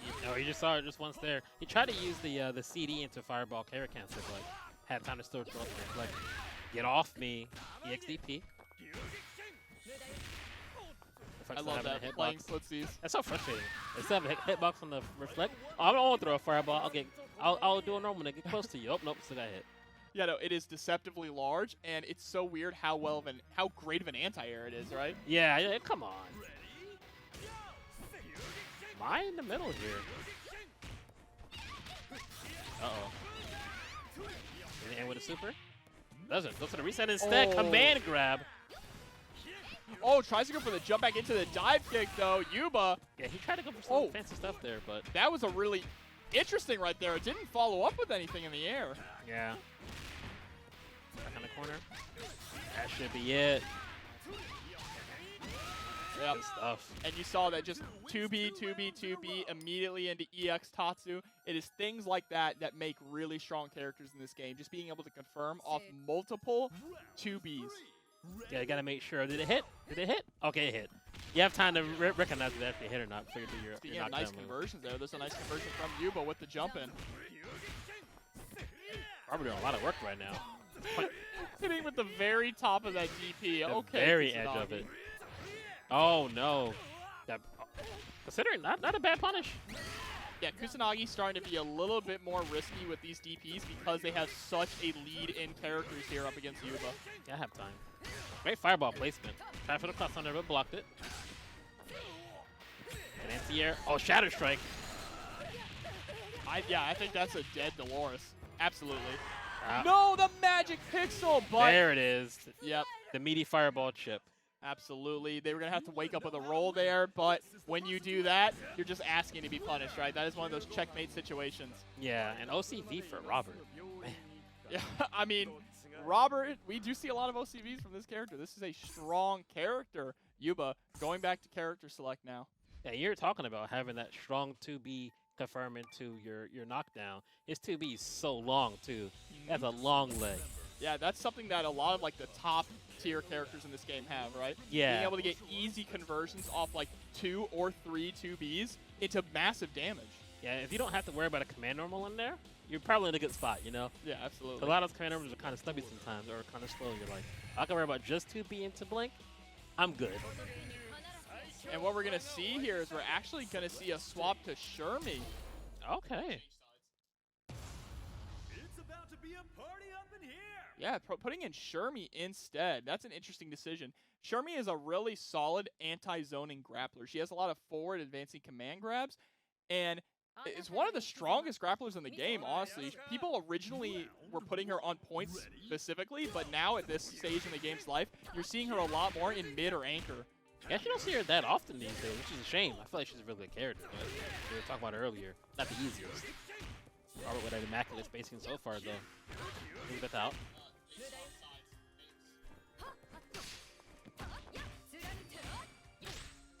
Tried to go for the stand B to keep her out. The late DP again. And got her in the corner. Yep, and catch her with the overhead. Oh, empty jump low. Empty jump low. What a jerk. That's going to be it. Get her out of here. Robert putting in some strong work right now. Kusanagi said, I want another OCV. Do it again. He said, go home and be a family man. Now we're going to see if this Shun'ei change going to actually do anything. I think going for the command grab there, but that's stuck by the fireball. Look at the damage off of that. Goodness. Yeah, tossed full screen there, though. Has to get through the zoning game yet again. That's cross on there. Put her in the corner as well. Didn't work out for damage, but good for positioning. That jumping CD, putting in work here for Shun'ei. Another really risky DP from Kusanagi, but working out. It's wild because air-to-air wise, Robert has really good buttons, but Shun'ei's dropkick is also pretty crazy. Oh my god, yep, getting the blowback into the level 2 there. A walk-up CD. Step kick, get him out. The big boot. Big boot. Okay, Kusanagi, we see you. Kusanagi's trying to speed run this tournament right now. That guy places to be, man. Come on. Max range D, but no confirm. He wasn't ready for it. Oh, straight into the cluster. No. But it's going to get punished. Yuba, a little flustered, it seems like. Just throwing out a raw level 2. Yeah. Oh, misses to confirm. That should be it. Yep. Yep. Robert finally slayed. Had a full day's work. You know, he earned it. He had overtime, too. He got his paycheck. He's out. There's a lot of work that Yuba needs to do, though. Doesn't have really much meter to work with. Only 2 bars and still has to get through 2 characters. Yeah, and now the Kyo. Oh, yeah. man. And one of them's Kusanagi's Kyo, right? Yeah, exactly. That's just rude, you know? Like, man, I had to put in so much work against Robert. Now I gotta fight this? Look at this button placement by Kusanagi, though. Uh-oh. Yeah, great conversion here. We gonna see a level 1? Yes, we do, and that's it. Terry's gone. Wow, I thought he would live. I thought he'd have like a little bit of health left for one more mix. Nope. Nah, when Kyo hits you with those full combos, it's done. Done. I was like that. Okay. All right. That's how it is. Yep, and that's a nice, quick Kukri up against Vanessa on point. Here we go, the very first match of winner's side, top 8. All right, Tamago starting off strong, pushing Disintegration into the corner, but what a rollout. Ooh, just trying to chase down the Vanessa. Oh my gosh. All right, yep, there's the EX Tatsu. Okay, I like that, creating a little bit of space as well, and welcome back, Agent. Yeah, how's it going? I love the patience here from both players. You know, not running the press too much, but Disintegration finally pinning down the Vanessa and getting that round. Absolutely, pretty decisively as well. Going to build up a nice amount of health with this mid coming in. Mid, Rock Howard, of course. Well, not too much meter on Rock's side as well, so that's a good lead early for Disintegration. All right, again, now Tamago going in. Oh, goes for the command grab. And tries to chase him down there. All right, tries to go for the empty jump low. It's actually able to pick up later on in the block string. Catches Disintegration trying to press. Oh my gosh, but the crouch be on the tip of it. Going to the reset. Ooh, tries to roll backwards. Oh god! The classic, you try to jump over my fireball, get dunked. And that is actually enough here, closing it out with the Tatsu. Disintegration showing off. King of Kukri. Yes, Disintegration, yet again guys, just to stress, out of all the tournaments in TNS, Disintegration is the only one who has won a TNS tournament besides ViolentKain, and he beat ViolentKain to win that. All right, so Tamago going in on the Kukri, taking him out. Some light work. Yeah, but you cannot crack this egg. Tamago putting in work here with Mai, finally able to tie this up. All right, so B.Jenet, another interesting pick here from Disintegration. I actually love how Disintegration's been utilizing B.Jenet as kind of just another annoying character to deal with, just like Kukri. Yeah, but definitely B.Jenet is kind of his weakest link, right? Yes. It's an early character, and he doesn't seem as comfortable with them, so I'm surprised he's still running them here in top 8. I respect the decision, though. Nice, meaty fan. Also, thank you so much, KCO Lapis, for that $20 contribution to the Matcherino.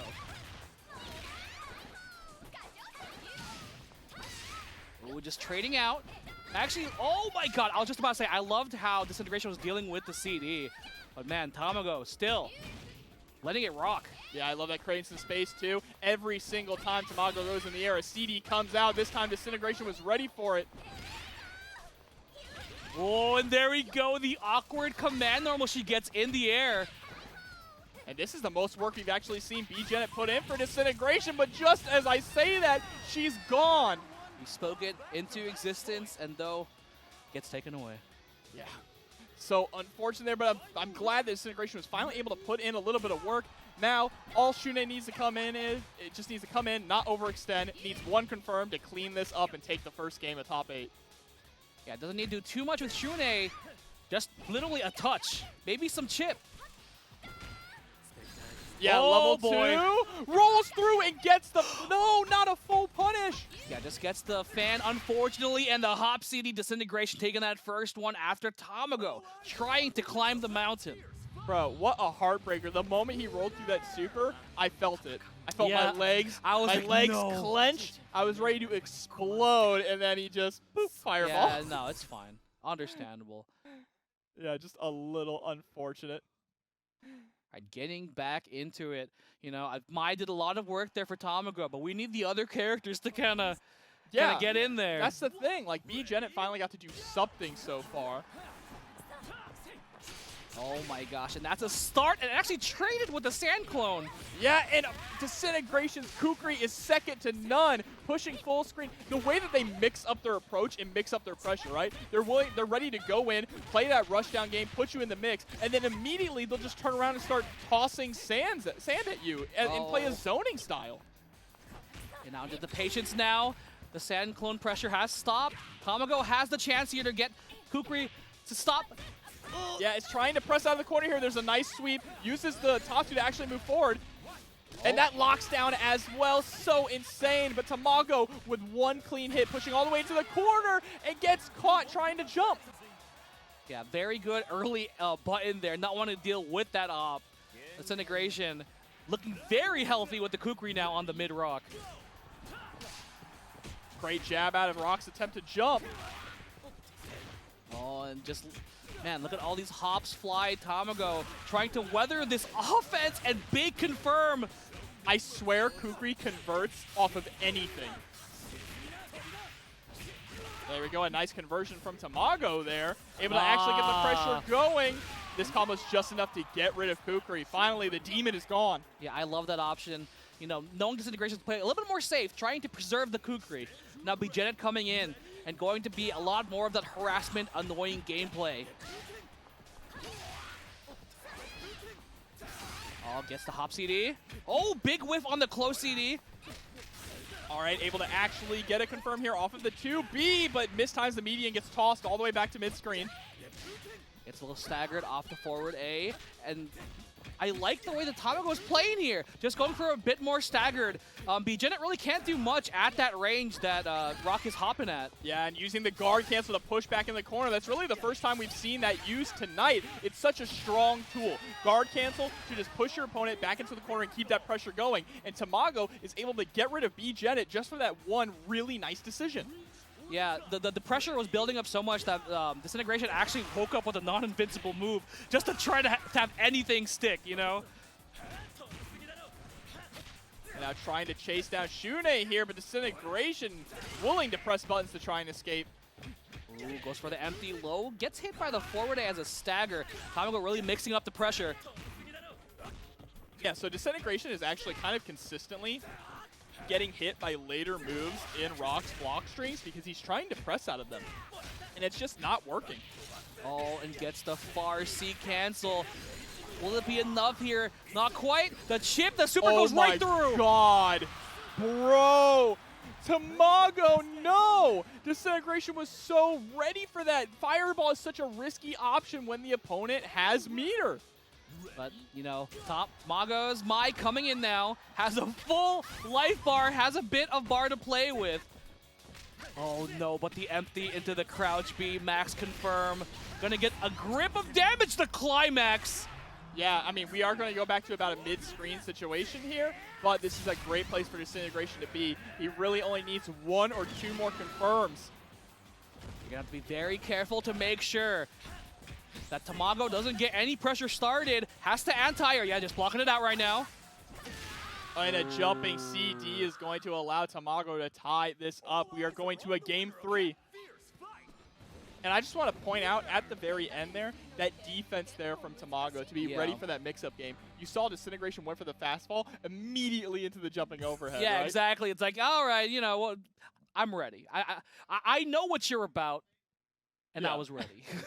You're playing Shun'ei. You're going to try to hit me right in the dome. I know that much. Yeah, you actually do not see Shun'ei's go for it too much because I feel it is a bit more of a gimmick now in this game. It's a little slower. It's not as good as it was in 14. So you really do have to kind of pull it out as, you know, I have this extra trick in my pocket. Yeah, a character you do see go for overheads a lot, though, will be Kukri. Able to fight out of the corner here, but a nice rollback from Tamago to create some space. And Disintegration always chasing down with that Tatsu. Yeah, this looking a lot like that last round. The Kukri show is just so strong here, on point here against Vanessa. Oh, and caught the mash. You want to mash on my minus so bad. And he said, I'm going to super anyway. He said, die. And now coming in with full health against Rock as well. Disintegration putting themselves in a wonderful position. Nice roll to get out, but just gets clipped by that hop D. Yeah, Tamago is going to spend a lot of meter here to get a clean 50% confirm. Oh, and again, the hop D doing it here. I wonder if Disintegration tried to go for maybe an anti-air, but just kind of reacted a little bit too slow. Yeah, and I really like that Disintegration spent the meter at the end there just to Tamago spent the meter at the end there just to make sure that Disintegration was gone. He noticed right at the end that he had the magic pixel left, so made sure to finish him off. Oh no, does not get the normal at the land of the jump there. So there's a confirm off of 2, crouching 2A. Yeah, the EX Hind is really good to convert off of the light normals. Crouching 2B, excuse me. But what a conversion here for Tamago. Back to the mid-screen. Goes for the cross-up. Hit it at just the perfect height to actually confirm afterwards. Almost catches the roll there. Didn't get the forward A after the stand B, but really chipping away at B.Jenet right now. And, you know, that really shows the weakness of her. She doesn't have those good anti-airs, similar to Gato, actually. But Gato has a real one, but it's very high risk. Yeah, Rock definitely the character that most all-round probably has the most complete toolkit out of Team Garo. And we're back down to all the way Disintegration on Shun'ei. When he got that early lead, too. Rock is just putting in so much work here. Goes for the low, is actually going to get the confirm as well. Spends the meter. Yes, so much damage, and gets the safe jump afterwards. Oh, with this raw overhead Disintegration. The balls to do that into the climax. Yeah, and that should be a dead Rock, so we're going to be bringing in Mai now with 2 bars on deck. And the only unfortunate thing about this is how long this climax actually lasts. It actually doesn't kill Rock. Wow, but he gets the overhead anyway. Yeah, gets hit. So could have been chip. That climax lasts so long that it actually is going to make Disintegration not gain too much health back for Shun'ei. And we already know Tamago is kind of has this matchup down pat now. Just kind of waiting it out, throwing out the CD, making sure that, you know, you don't get hit by any of the aerial gimmicks that Shun'ei has. Trying to reset there with the overheads, but Tamago just with great defense against this character right now. Ooh, gets the hit, but got an even better one with the cross-up, and Tamago gonna cash out here. Yeah, right into the level 2 just to make sure it's enough. Tamago is going to take it 2-1 over Disintegration. A very strong play. The Mai did a lot of work. Disintegration had a really strong start, and I think it really was she could kind of contest, you know, Vanessa in neutral where other characters can't. Yeah, absolutely.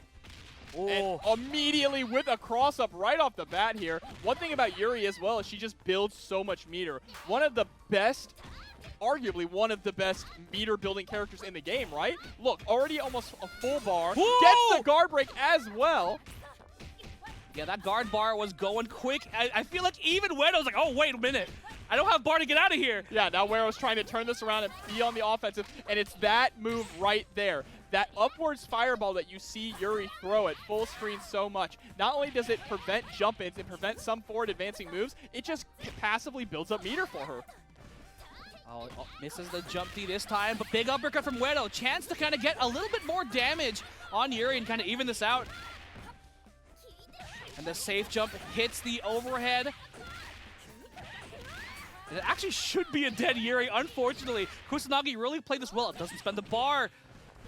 All right, the jump backing JC is actually going to take it there. Wero holding on to the bar, and it pays off. Yeah, Kusanagi really showing off Yuri gaming there, but unfortunately going down to Vanessa.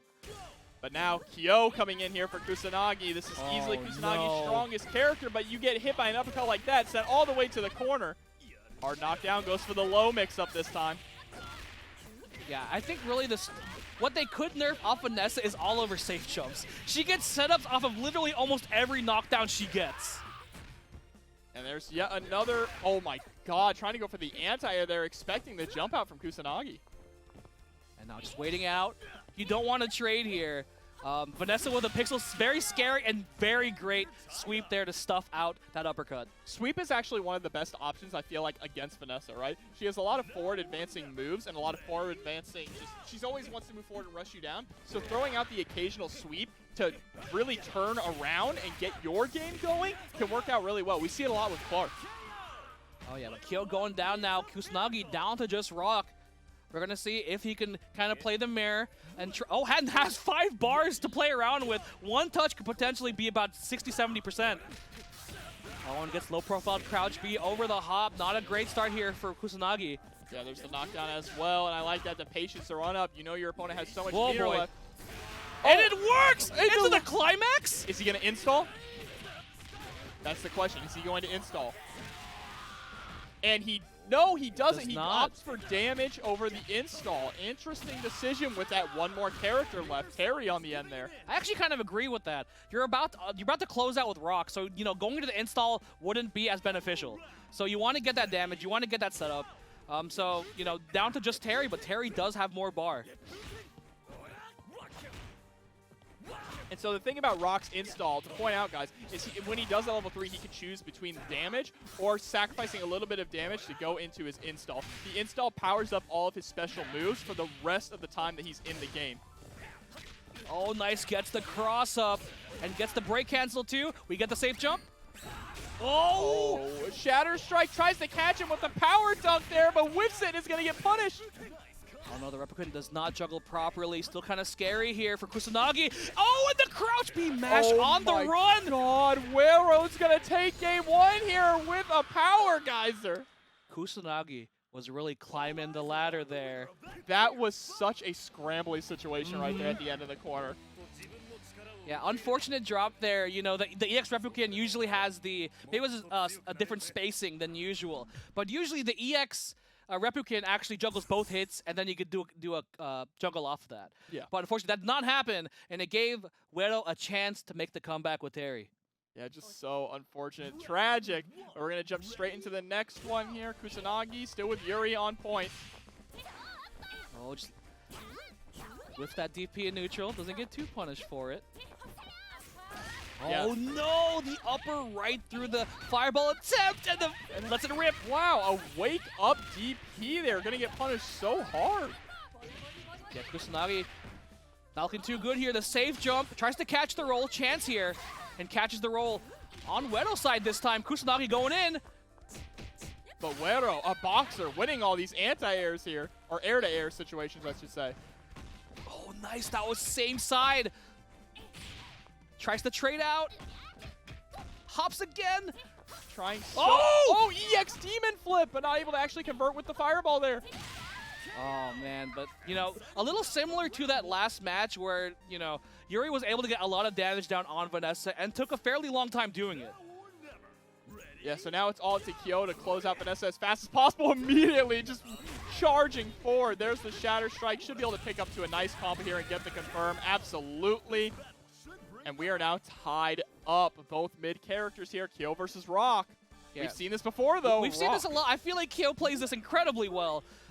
Has really good punishes on that elbow pressure, so doesn't have to really respect too much of it. This time he's able to actually catch the run through. Is going to try and mix him up in the corner, but a rising tackle to steal the turn back. Catches the backdash as well. Just backstop for the Replicant. Big block! Doesn't punish the Shatter Strike.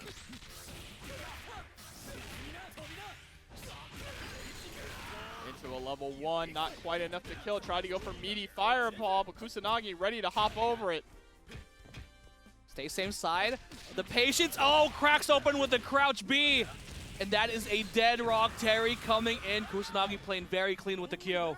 Yeah, Kusanagi, a wild child for sure. Just letting all these crazy decisions, like these DPs, being able to confirm off of those cross-ups even when the first hit doesn't work. Oh my gosh. Spaces out the records fairly well. Checking low. Unfortunate. And that kind of happens when you go for that that string. Off the 3D, it's a little dangerous to go for that because you can't buffer that diagonal input and you get the DP instead of the Rekka.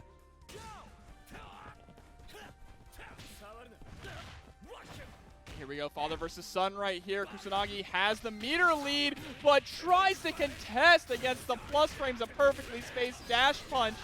I honestly thought that was unsafe too. I would have pressed. He got it right at the tip. Misses the juggle, giving Kusanagi a chance here to get some damage on the board. Yeah, into the climax. Into level 3, probably gonna aim for the damage here. Yep, decides not to install once the damage instead. Only needs one more conversion for both of these guys. Oh, and the counter spends the EX, not gonna be enough damage, but gets a setup afterwards. Yeah, unfortunately, the counter does have a bit of scaling. Oh, and run up grab. Bro. EX crack shoot coming, imminent. Oh, EX Power Wave actually. Oh my god, one more touch between these two right now. This is Kusanagi's final chance. Has to be so careful. Oh my god! Bro, the crack shoot over the fireball just spaced a little too far away, allowing Kusanagi to take the win and tie this up. We are going into a game 3. Yeah, incredibly close between these two players. Oh my goodness. If he was like just a couple more steps forward, that crack shoot would have that taken 100%. his head off. That would have definitely hit. Oh man. Okay. Sheesh. All right, everyone, breathe. All right, back into it. Yuri versus Vanessa. We've been seeing Kusanagi do incredibly well in the matchup, doing the job of Yuri, getting damage on Vanessa, so the next character can come in and kind of clean up. There's a nice throw, though, on the dash forward attempt, able to catch the roll as well. But just getting put into the corner. That's the thing about Wero. Wero does such a good job of escaping the corner and then putting you back into it and locking you down. Yeah, and the strength of Wero is like, he literally has probably a safe jump for every setup. Uh-oh. Bro. The anywhere juggle. There's so much damage there. Her Shatter Strike is just a slap. Ooh, gets the hop CD. Oh, and the Shatter Strike of their own. Wero taking out the Yuri.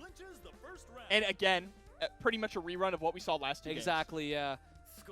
But this time, Wero building a little bit more health back with Vanessa than before. Yeah, Kyo gets to come in with a bit of bar.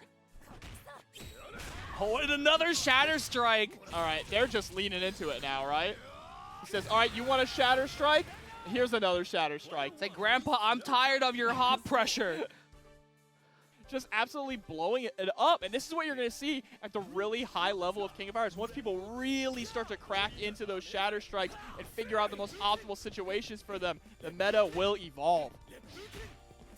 All right, but Kusanagi, not too much bar on deck. Gonna have to play a little bit more of a measured neutral approach. Ooh. Could have potentially confirmed off that far C. And then Shatter Strike again. He actually was able to he armored through the first hit. Gets the empty jump grab. And that's probably a safe jump knowing Wero.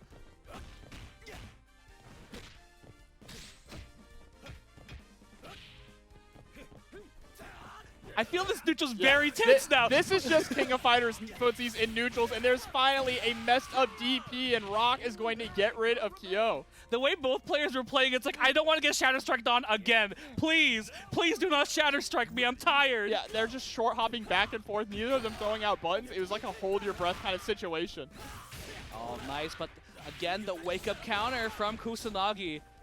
Pushing towards the corner, does not safe jump this time. Yeah, Wero with a rising tackle of his own, though, there.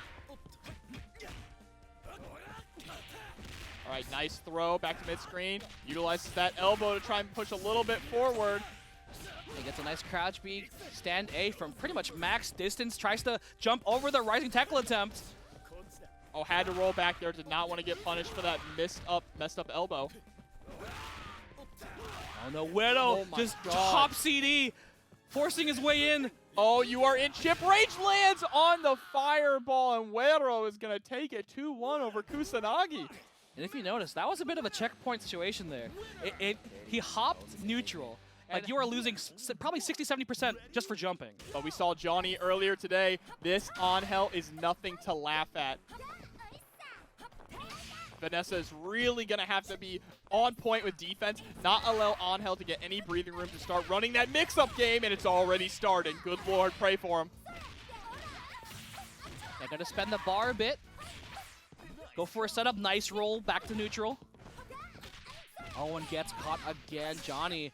Oh, I actually love that, stuffing out a potential reset attempt. Yeah, ready for it, just pressing. I like that, because if you're going to get mixed up anyway, might as well try to challenge, right? But Johny just putting in the work right now with Angel. Yeah, I think especially with how well Johnny's been using Angel today, you know, he's kind of leaning into, I'm going to push this Angel as far as I can. I'm going to spend the meter. I'm going to do whatever I can.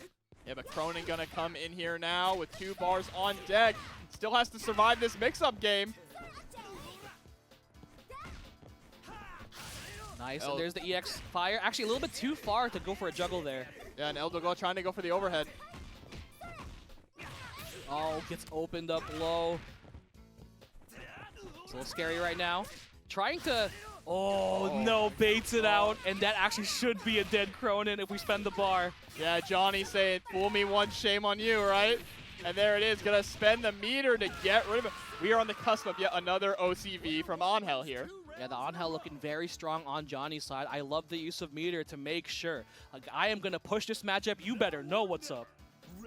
Yeah, I mean, Angel is a character that you really need to know how to defend against, which is difficult because there's not too many great Angel players out there, right? It's and the ones that are, they're amazing. Yes. But Athena can lock her down with this Psycho Ball pressure going on here. Ooh, great block off the EX teleport. Oh, and got the guard crush. I don't even think they noticed that the guard was that low. Yeah, really, Athena deceptively breaks your guard so fast if you're blocking a lot of those dives in the corner. Yeah, that 2C in the fireball is very difficult to deal with, especially when you're trying not to use bar. Yep, and there we go. The Shadow Strike is blocked and punished. Ooh, nice, and catches the movement forward there. Yeah, that EX dash forward. It's almost like a little teleport there for Angel. Once you see that, sometimes you just gotta stick out a slow button, right, to try and catch wherever she lands.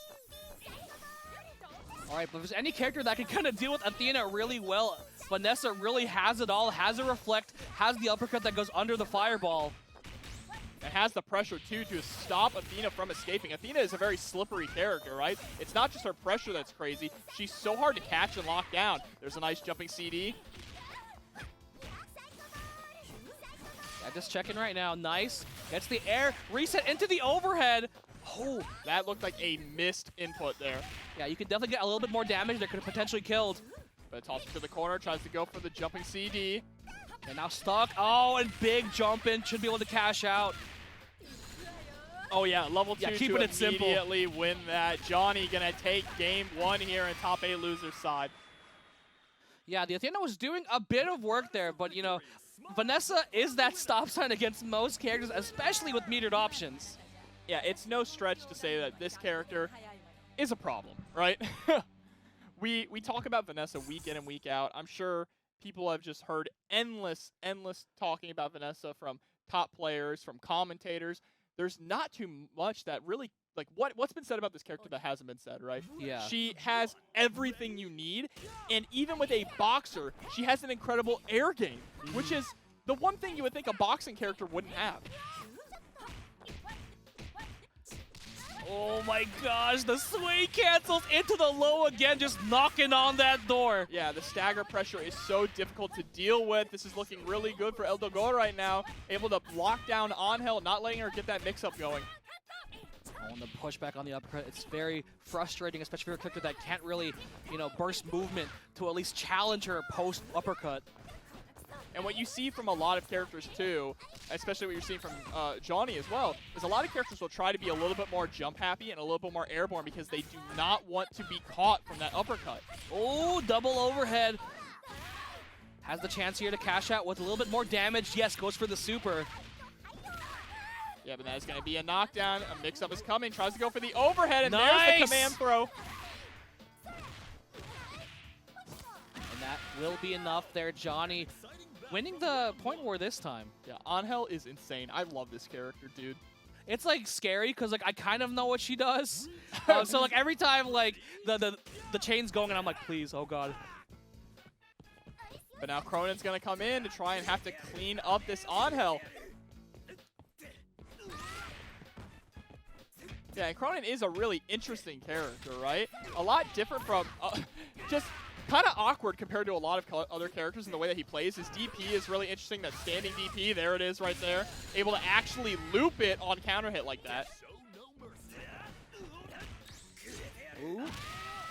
Yeah, actually, interesting option there. Goes for the slower slide. So if you block that heavy overhead swipe, that's actually plus. So could have easily checked with crouch B a little faster, but the slide works out there. But Vanessa coming in, everyone's favorite character to hate on. Absolutely. Jumping CD all the way into the corner. Oh. Nice. I'll hit the guard cancel. Like, oops, I blocked the plus thing. I got to get out of here. Trying to chase him down with the jumping CD. All right, yeah, recognizing that that was not real and punishing. There's a nice run-up throw. Tries to go for the overhead here. This time, Johny was ready for it. You can only go for that slow attack so many times until the opponent is going to start responding, right? Yeah, Dogor's still kind of going for it, and it's really working out. Got a bit of damage here on Vanessa. Any anti-air will do it here. Yeah, they're playing Krohnen in a really interesting way. So patient. We really haven't seen any of the drill arm come out at all. It's been mostly just a lot of hop pressure and a lot of DPs on defense. I feel like the drill is a big risk because I think uppercut goes under it. So that's why we haven't seen it pulled out here from Dogor, but able to take down the Vanessa. Terry now coming in on Johnny's side. Ooh, a nice conversion there right into super. So much damage. Tries to run up and get the low as well, but a nice rollback from Johny. Goes for the faster one there. A little negative, but you can't punish it. Oh, nice. The crouch be confirmed. Yep. Buster Wolf right into Buster Ignition here. Not going to be quite enough to kill, but of course, one more touch is all Terry needs. Low profile to jump in a little bit. Yeah, starting to play a little more defensively here. You do not want to overextend if you are Johny. It's not worth it. There we go. Cracked a little bit under the pressure there. Immediate EXDP, but not too bad. Athena will come in with a little bit of bar to play with. I think about 2.5. Yeah, and with Athena, and we talk about how Terry struggles against fast characters. We mention that all the time as like his main weakness, right? He can struggle slightly against faster characters. Athena is such a slippery, quick character. Yeah, Athena has very annoying, fast-grounded movement, but her jumps are so slow. It tries to throw out that preemptive anti-air super. That might have been an input error, but still, interesting call out to know that if I jumped there, I would have gotten hit. Yep, there's the reset with the 2C, and goodbye, Terry. Dogor going to take game 2 here now. We're going to a third game between these two players. Yeah, the thing was able to close it out this time. I think the big difference was Dogor's other characters really picking up the slack from that earlier match. Krohnen actually got to do stuff. He did a lot. Too. Yeah, being able to slow it down because you really don't want to jump in on Krohnen. So Vanessa can't do her usual game plan because that DP hits like literally a sphere around him. Yes, absolutely. And I think the main thing off the bat, too, for Dogor was the way that they were able to actually shut down Johnny's Angel really early on, right? When you let Johny run wild with Angel, that is an absolute problem, and then you have a lot to work. You have to work really hard to take it all back, and that's what we're seeing right now. Into the reset. Yeah, rolls back into the corner. I like it. Great defense here from Johny. Needs to be careful. You know, Dogor is going to be trying to steal those turns. And what a conversion. Good by Vanessa. Full health. Angel coming in. And shouts to Royal Flush for the subscription. 12 months. We appreciate it. We appreciate you so much. All right, Dogor. Krohnen coming in has 2 bars. The anti-air is on the menu. Oh the my double gosh. overhead hits everyone. No soul is safe. That was so deep, too. Ooh, rolls forward. Almost catches it. Yeah, I was absolutely waiting for it. You saw before, Johny was going for a lot of really hard reads on which direction that they would roll. That time being really patient. Right, gets the setup afterwards. Tries to maybe catch that roll, but doesn't quite get it.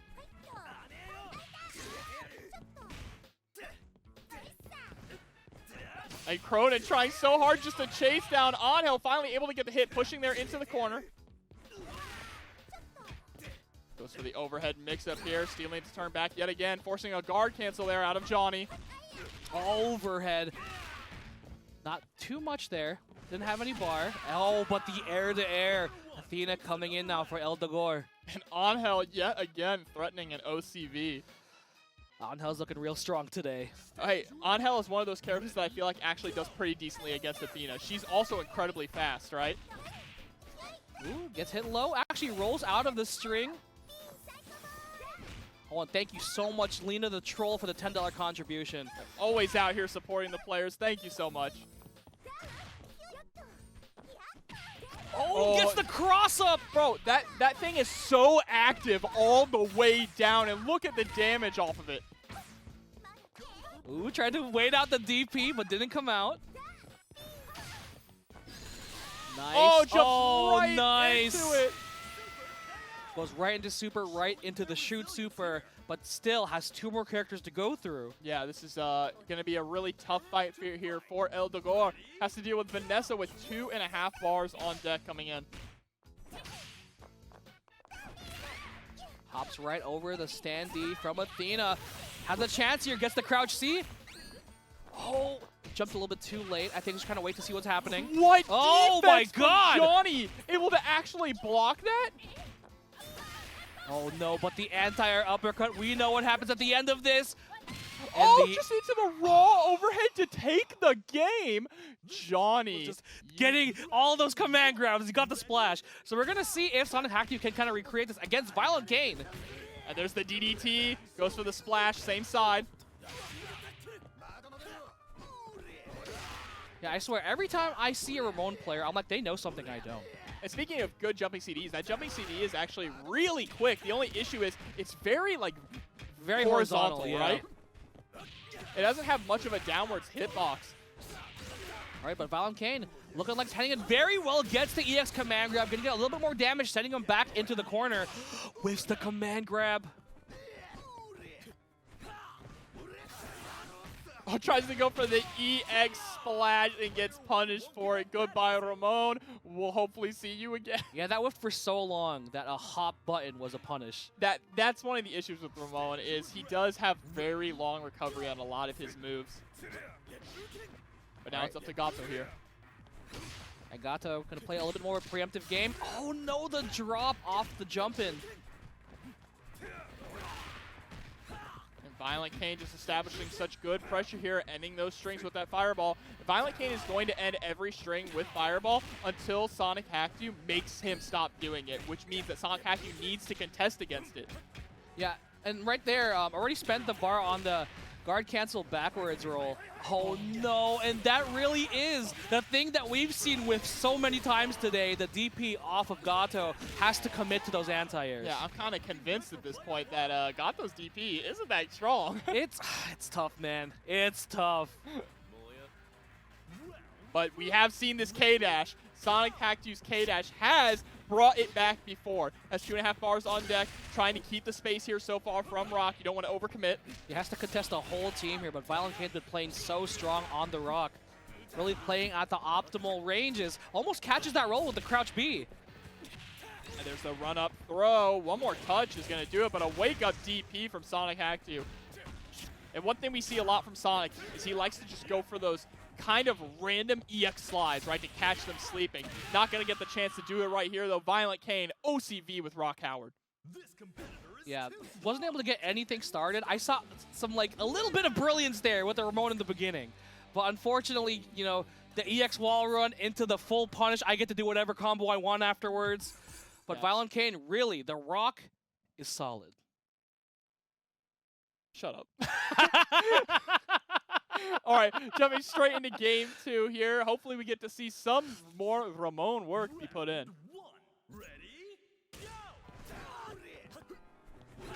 Right, again, yeah. SonicHackedYou really trying to find the right spacing to be here against ViolentKain. His burst movement's really kind of annoying to deal with because Ramon's a little bit more of a read-based character. You have to know where they're going to go. All right, able to get the splash there. We get the restand. Ooh, wake-up grab back into the corner and baits out the rising tackle. And combos into Shatter Strike as well. Pull him up. Into the reset, rising tackle hits from the back. And that's the issue with that jumping CD. It has no vertical hitbox at all. It's so unfortunate. Yeah, the unfortunate thing here is, never mind, Ramon's actually able to clear it out. ViolentKain could have kind of lamed that out and forced Ramon to come to him. Yeah, and Sonic's going to have some good health coming back in on Ramon as well. Yeah. But we've mentioned it before. ViolentKain, one of the best KOs in the Americas, if not the best KO. So this is the main character that they're going to have to fight through right now. Ooh, nice. Nice to see anti-air. Ooh, gets opened up off the 3D, but the Rekka does not combo. A little bit weird. Able to roll out of the corner here, but ViolentKain not allowing the pressure to cease. There's a nice jumping CD, though. Oh, the DP and the super, the ViolentKain classic. He never misses. Unironically, never misses with those. All right, makes short work of Ramon there. Gato coming in. It's really hard for Gato to deal with those hop pressure from Kyo, especially with how good his hop 2C is, how good his jump CD is. But, you know, rushing in, I feel Gato has to really take it to him. Yeah, because the main thing is that Gato doesn't really have strong anti-airs, right? So having to deal with constant pressure coming from above you, Kyo is really good at that. Ooh! Great tech. Tried to go for the guard cancel roll back into grab. Trying to catch him with a sweep there on his landing frames as well. All right, gets him with the demon flip into the grab. Yeah, just playing the spacing game. Does not want to stay too static here against Kyo. And nice. Doesn't go for the super. Did not have the... Oh! There we go. This will be it. Oh no, drops the combo. So unfortunate, but a wake-up DP is going to get punished. SonicHackedYou putting ViolentKain down to Terry Bogard. Yeah, this is a chance here for SonicHackedYou to get a match here on ViolentKain. Terry is a little bit more of a annoying matchup, but doesn't have the aggressive hops that Kyo has. No. His normals are a bit slower on the hop, has more time to react. Yeah, Terry's going to play more of that kind of grounded footsies game as he rising tackles. What he's going to want is he's going to want that one really nice confirm into max mode cancel to delete your character. Yeah, I think the thing that SonicHackedYou has to really watch for what would be the low profile crouch B, but just gets hit off the jump in and the burning knuckle seals it. K-Dash coming in on SonicHackedYou's side now. This is absolutely doable here for K-Dash. We've seen SonicHackedYou really shine with this character. Has plenty of meter to work with as well. Yep, starting off that fireball. One thing ViolentKain is going to have to be careful for is that EX slide, but there's the Buster Wolf to get the hard knockdown and push him into the corner. ViolentKain being the aggressor here. Oh, nice! The Power Wave stuffed out the EX slide. And that really was the open up for SonicHackedYou's K-Dash in a lot of these matches. Yeah, that or the overhead, right? It was one or the other. All right, max mode is sent out, even though it's blocked. There's a sweep into meaty fireball. EX slide actually hits. He's going to get the confirm here. And we're going coast to coast, baby. Wants to spend the meter. Ooh, blocks the empty hop into the low. ViolentKain holding steady. Just getting chipped out right now by these fireballs. Oh, almost punishing that Oh my vertical. goodness! Again, EX Slimer going all the way to the corner. Not quite enough damage to kill, but needs one more mix and gets the overhead. SonicHackedYou tying this up with ViolentKain right now. Yeah, instant hop there. I wonder what option ViolentKain pulled out to get hit so early on the wake up. I know. But SonicHackedYou now 1-1. And, you know, winner of this goes on. Loser of this, this is loser side. Yeah. And like we mentioned before, guys, kind of the story of TNS tournaments. ViolentKain has won every single TNS tournament for King of Fighters 15 except for one. And in that one tournament, it was the one tournament that Disintegration entered and took it all the way to Grand Finals and beat them. Yeah, so this would be a hell of a story here for SonicHackedYou to be taken out, you know, our 5-time TNS champion. With a Ramon, nonetheless. Oh boy, gets the splash. Gonna push him there into the corner. But ViolentKain, no fear, just rushing right in, resetting constantly with these short hops. Yeah, guard bar looking a little low there for SonicHackedYou. Gets a hit. Jumping right over that fireball, nearly landing on it too. Ooh, just checking it. Almost hit that anti-air again. Gets hit by the overhead. To the reset. Almost caught that roll forward. That was a great option with the backdash as well. Not only was it there to try and catch the roll forward, it was also to bait out the rising tackle, which is what I think he was expecting more. Oh no, we are just going in. Oh, with the EX run! And the overhead! Oh my god! SonicHackedYou able to get rid of Rock Howard right off the bat here. Oh no, SonicHackedYou looking so strong right now in the Ramon. The reads are firing off. All right, the immediate double backdash. Both Yeah, players. we do not want to scramble. Calm down. Just a little bit of breathing room. SonicHackedYou, of course, there it is. Ramon, he's gone. It was nice knowing you, Ramon. That's it for the rest of this set. Ramon did the job, though. Took out the Rock. The That Rock is- was looking so strong from ViolentKain. But now it's Gato's job to get through this Kyo. And immediately, right off the bat, with the jumping CD. Yeah, you have to play very preemptive in this matchup. Already pushed into the corner. Yeah, you have to spend the guard cancel. You want to be able to control that mid-screen, but ViolentKain, oh my goodness, the climax cancels so much damage. This climax is so sick, bro. Look at the... Yeah, that's a lot of damage. That's a lot of damage.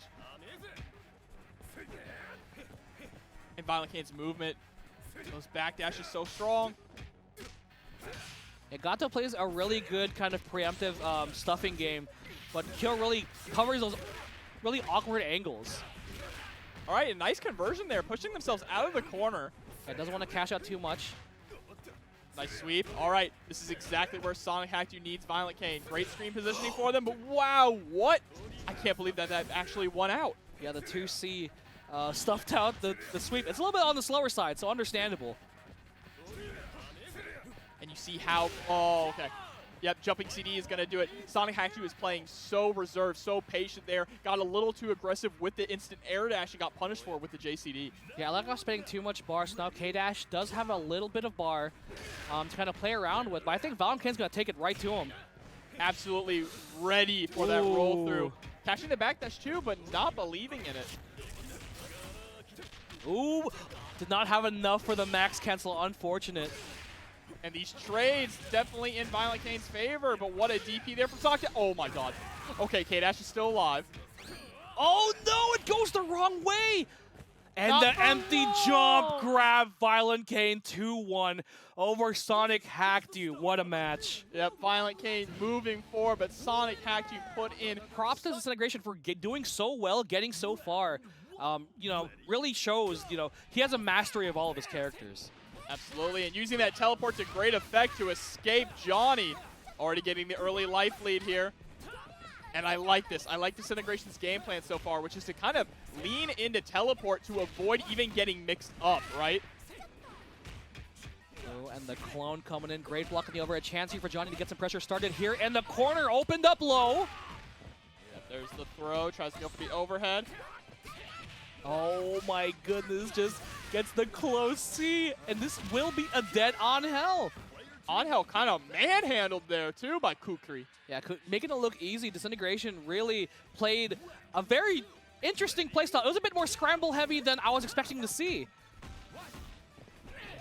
All right, Vanessa with a jump backwards CD. But a CD of their own here. Double overhead, the clone rolls forward. I feel like Disintegration, the strength of Disintegration is really being able to adapt how people are adapting to their setups. You know, I really don't feel most of the time people are doing things he doesn't expect. All right, there's a nice guard cancel though to escape the corner, and I completely agree with you. That's one of their strengths as a player, right? With a roll through, the crouch B is not close enough. Chance here for Johny to get this Kukri out of here. I love the patience, the way that Johny is really playing the spacing game so immaculately, but there's the guard cancel to push Vanessa here into the corner. Ooh, almost catches that, but there we go, the instant hop D. Kukri's out, B.Jenet coming in. That's an important thing to note and keep in mind in those kind of situations, is when they're one hit away from death, you don't have to worry about perfectly spacing your jump so that you're not punished when you land, because you're just banking on it and immediately hitting, right? Oh my gosh, and the uppercut. It really does feel bad when you hop backwards and get anti-aired uppercut into a full combo and sent it to the corner. Good defense there from Johny, able to block the cross-up and the overhead as well. Trying to chase down with that crouch. See an amazing forward-moving normal that B.Jenet has. But speaking of incredible forward-moving normals, jump CD from Vanessa, putting in so much work. Finally, Disintegration, though, able to actually put them in the corner. Was actually able to kind of make the uppercut whip, but didn't get the full punish. Nice roll through.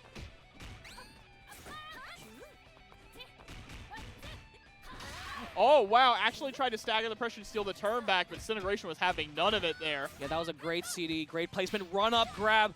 I actually think that Disintegration is doing a good job of B.Jenet really kind of neutralizing Vanessa's offense just through patience. Yeah, it's a lot of the great defense here from Disintegration as well. Not pressing in those situations where Johny is trying to force them to press to get counter hit. Oh, and gets the anti-air super. Vanessa going down. Terry coming in. All right, has 4 bars, so that literally any touch will do it. Just, you can tell by the way that Disintegration was playing is that they were so scared, but there it is, the one touch, like you said. Perfect there for Terry, and we are down to our anchors. Yeah, Shun'ei, you know, still, I feel unorthodox pick, but Disintegration really makes it work.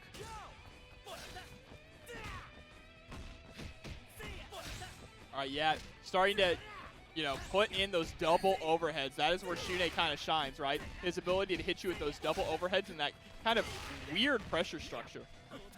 Yeah, you really have to be very wary of it. Does have that command normal that puts him airborne.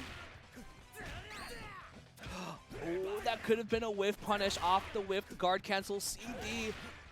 Wow, it just keeps getting dropped into the corner. Yeah, just playing musical chairs, switching who's going to be in there. All right, the run-up throw, very nice. That was really ambiguous as well because it looked like Terry would have actually put himself in the corner, but landing same side. Good blocking there from Disintegration. Yeah, but Disintegration trading out incredibly well here against Terry, but as I say it, max confirm. This will not be enough, but it'll be very close. Will it be, though? No, still just barely alive. I love it. Just to walk forward. Is he going to wake up? Oh my god, the pressure. Roll forward, such a risky. No, it whiffed! That's. You know, that was an interesting call out. It could have potentially worked if Disintegration went for that hop. Well, if or Johny went for that hop. Yeah, if Disintegration actually waited just a little bit, he would have been able to catch Johny falling into it. Yeah. He just put it out a little too early. Johny up 1-0 so far. Yeah, trigger finger a little too ready. So back into it again, the Johny on hell versus the Kukri. Before we saw this, I mean, it feels like so long ago. That first game went on forever. Yeah. But Disintegration really dominated in the point war here. Would not allow Angel to really get anything going, utilizing the teleport extremely well to avoid getting put in the situation we're seeing them put in right now. And this is now a start for Johny to have the Angel round. Opened up low. Oh, gets the grab. Oh, EX clone right out, and now it is Johny time, but never mind. Angel said, it is my time. I am taking it back. Is this enough? Absolutely, bro. That cross-up is so disgusting.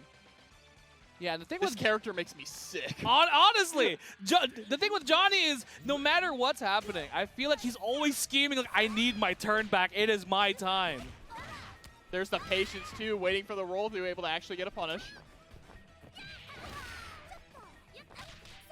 Ooh, and he gets the crouch. B misses the confirmed chance for disintegration, but chooses not to go into anything too meter heavy. All right, now trying to start to throw out these fireballs. Great trade in the air. Ooh, the roll through. Crouch C, full combo. That is a hell of a punish there, but drops the very final hit. That's going to allow Johny to turn this around. Yeah, that was actually an incredibly optimal combo. Unfortunate drop on the ender. And it's one little drop like this that can turn the entire game around. There's the Shadow Strike, but no real conversion afterwards. Yeah, I don't think they were ready for it. Oh, and the weight! Speaking of being ready for it. Oh, man. Johny on hell on a rampage right now. This is the best on hell I've ever seen in TNS. Easily. All right, Disintegration gonna have to get a lot of work done with the Shun'ei. Not really much of a mix-up character, but we've seen Disintegration make some OCVs. Yep, there's the throw. Oh, is able to actually get the overhead, but the trade keeping Johny alive. A standing C, though, gonna get rid of Angel finally. Yeah, and wasn't actually able to, didn't actually spend any meter there. So working out here, we're slowly kind of chipping away at him. Oh no, just looking for a cross up there. Not quite close enough. Oh my god, for a second I thought Vanessa actually got the uppercut. And again, Disintegration is going for the grab. Just kind of, really, nickel and diming his way back here. Yep, goes straight into level 1. Climax now. Yeah, but not going to be quite enough. But going to get the hard knockdown after this. Oh, gets the overhead. Nice block. The hop CD whiffs over. Oh, big open up for Johny. That is so unfortunate. Pushed all the way here into the corner and the empty lower. We're going to see a lot of meters spent right now. It actually might be enough here if they choose to spend it, and they do. Is it? Oh, it absolutely is. No! Oh! Oh my god, just one more. And the overhead! You were speaking about the overhead from Vanessa, and there it is, raw in all of its glory.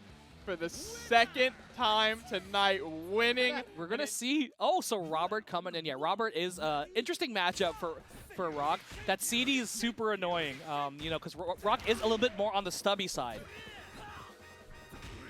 Oh my god, the music too. All right, try to catch him with that overhead, but ViolentKain not biting here. Great wake-up DP, steal the turn back, but a wake-up DP of ViolentKain's own. Ooh, nice, and there's that CD stopping any run-in from ViolentKain. It actually stuffs out hops, too. It is an all-around very good CD. Not as good as mine, though, but Shatter Strike. Yeah, gonna finish that combo off with the DP as well. ViolentKain back against the wall here, able to actually escape with a jumping D, though. Blocks the Shatter Strike this time, and that is a dead Robert. It got a little too antsy with it, you know, expecting a hop, expecting anything, honestly. Could have potentially gone for an elbow there, but very good punish there on ViolentKain. Kill coming in from Kusanagi.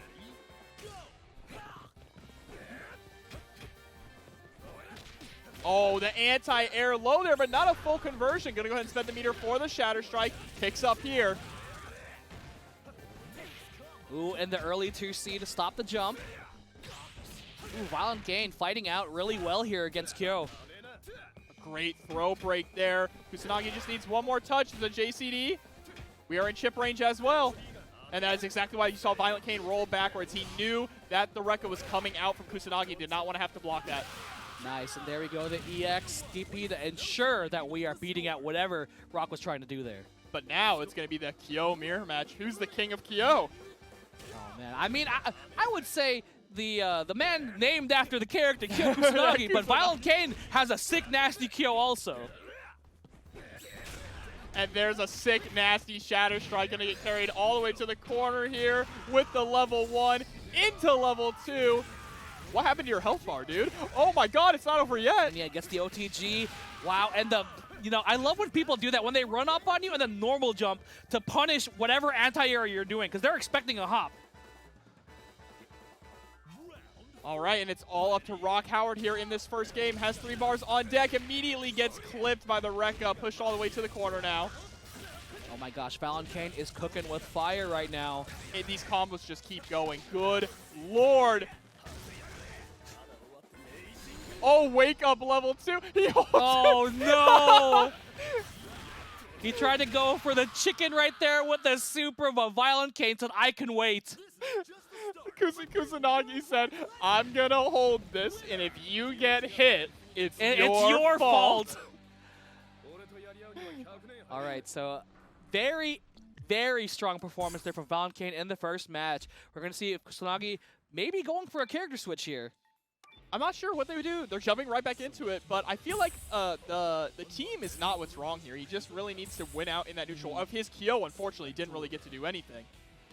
All right. Oh, we're seeing Yuri coming in here. Oh yeah, so the Yuri coming back from Kusanagi. Yeah, Yuri was not on the team earlier. Yuri really fairly strong pick. We're seeing it picked a little bit more. I'm seeing Yuri being played on point usually.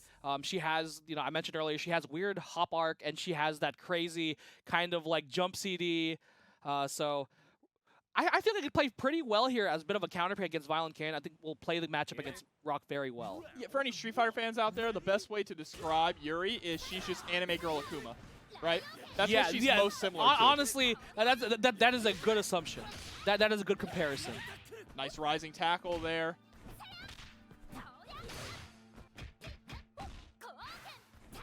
In that fireball, a lot of the times you'll see Yuri throw up that fireball at the end of strings. It's not necessarily to actually hit or force them to block. It's more to throw out to build meter, because Yuri builds a lot of meter on those fireballs and a lot of her special moves.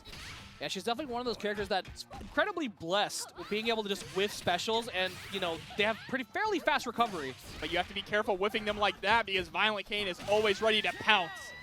Won that amazing 2C anti-air over that jump CD. So looking like the pick not working out too well.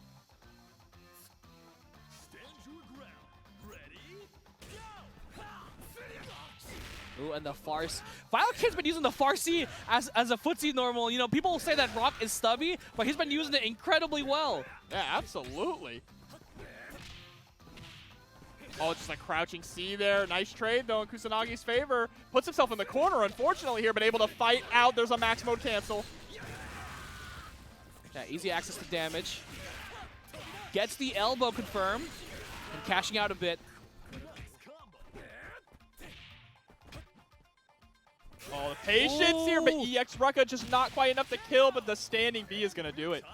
Yeah, Rock was going to run a train on Kusanagi's team, so luckily was able to kind of stop the bleeding a little bit.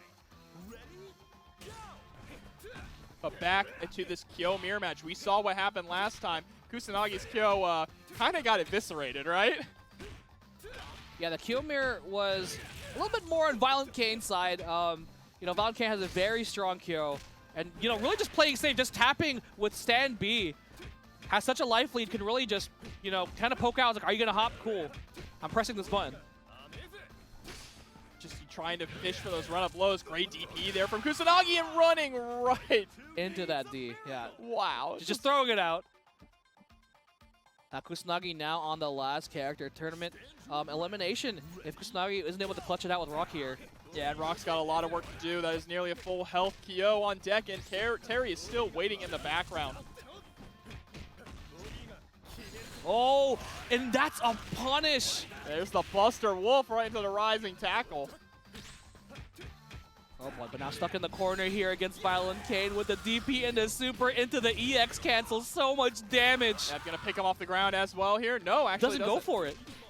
Oh no, but gets hit wiggling. That should be enough, and the DP is going to do it. ViolentKain is going 2-0 over Kusanagi. Yeah, very strong play from ViolentKain. The kill really was the differentiator because you know there's going to be a call. It's like, I'm going to try and read you as hard as possible. But here we go, immediately starting off with that jumping CD. What you're going to see a lot too from Clark is that crouching D. Clark has an incredibly solid crouching D. It's just a great tool all around. Once you get that knockdown, you can run up, establish your pressure, and get that mixed game going with his yeah, and command able grab. to get the command step off of it too when you hit it from a far range. But Wero doing a really good job of kind of neutralizing Clark, rushing him down, not giving him any time to breathe, and runs up command, grabs the grappler. Yeah, exactly. Wero saying, I got one of my own here. So much damage. There's the meaty fireball too. Jumping CD. Oh, had to roll through and gets grabbed. I think Tamago thought he was going to get punished for that roll, which is why he didn't react afterwards. Yeah. But now Blue Mary coming in on Tamago's side. Will it work here against Wero's Rock, which just looks so strong? Bro, what's this Animal Crossing music? Oh, just a run up nothing into throw. Oh, nice. Hit the jump in a little bit too high there. Gets the grab. And, you know, Wero's been so consistent about keeping the pressure on as Rock. Yeah, and incredibly consistent with those meaty fireballs as well, right? Great cross under, though, but Tamago able to block it. Yeah, I love how Wero's just keeping Tamago into the corner and being fairly patient and not kind of overstepping bounds here. Because knowing that Blue Mary can really take advantage of you when you are not active in the neutral. Got that suplex in. And I love these dash cancels you're seeing a lot too from Wero. He'll get a jump in, land, not go into a button, and immediately dash a little bit forward into button. That staggered pressure, so strong. And Tamago spending a bit here off of those EX slides and the rising tackle to punish the speedball. Yeah, this is a jam. I like that base, though. But here we go, Rock versus Rock, immediately starting off with a standing D. Yeah, Wero's Rock doing a lot of work here.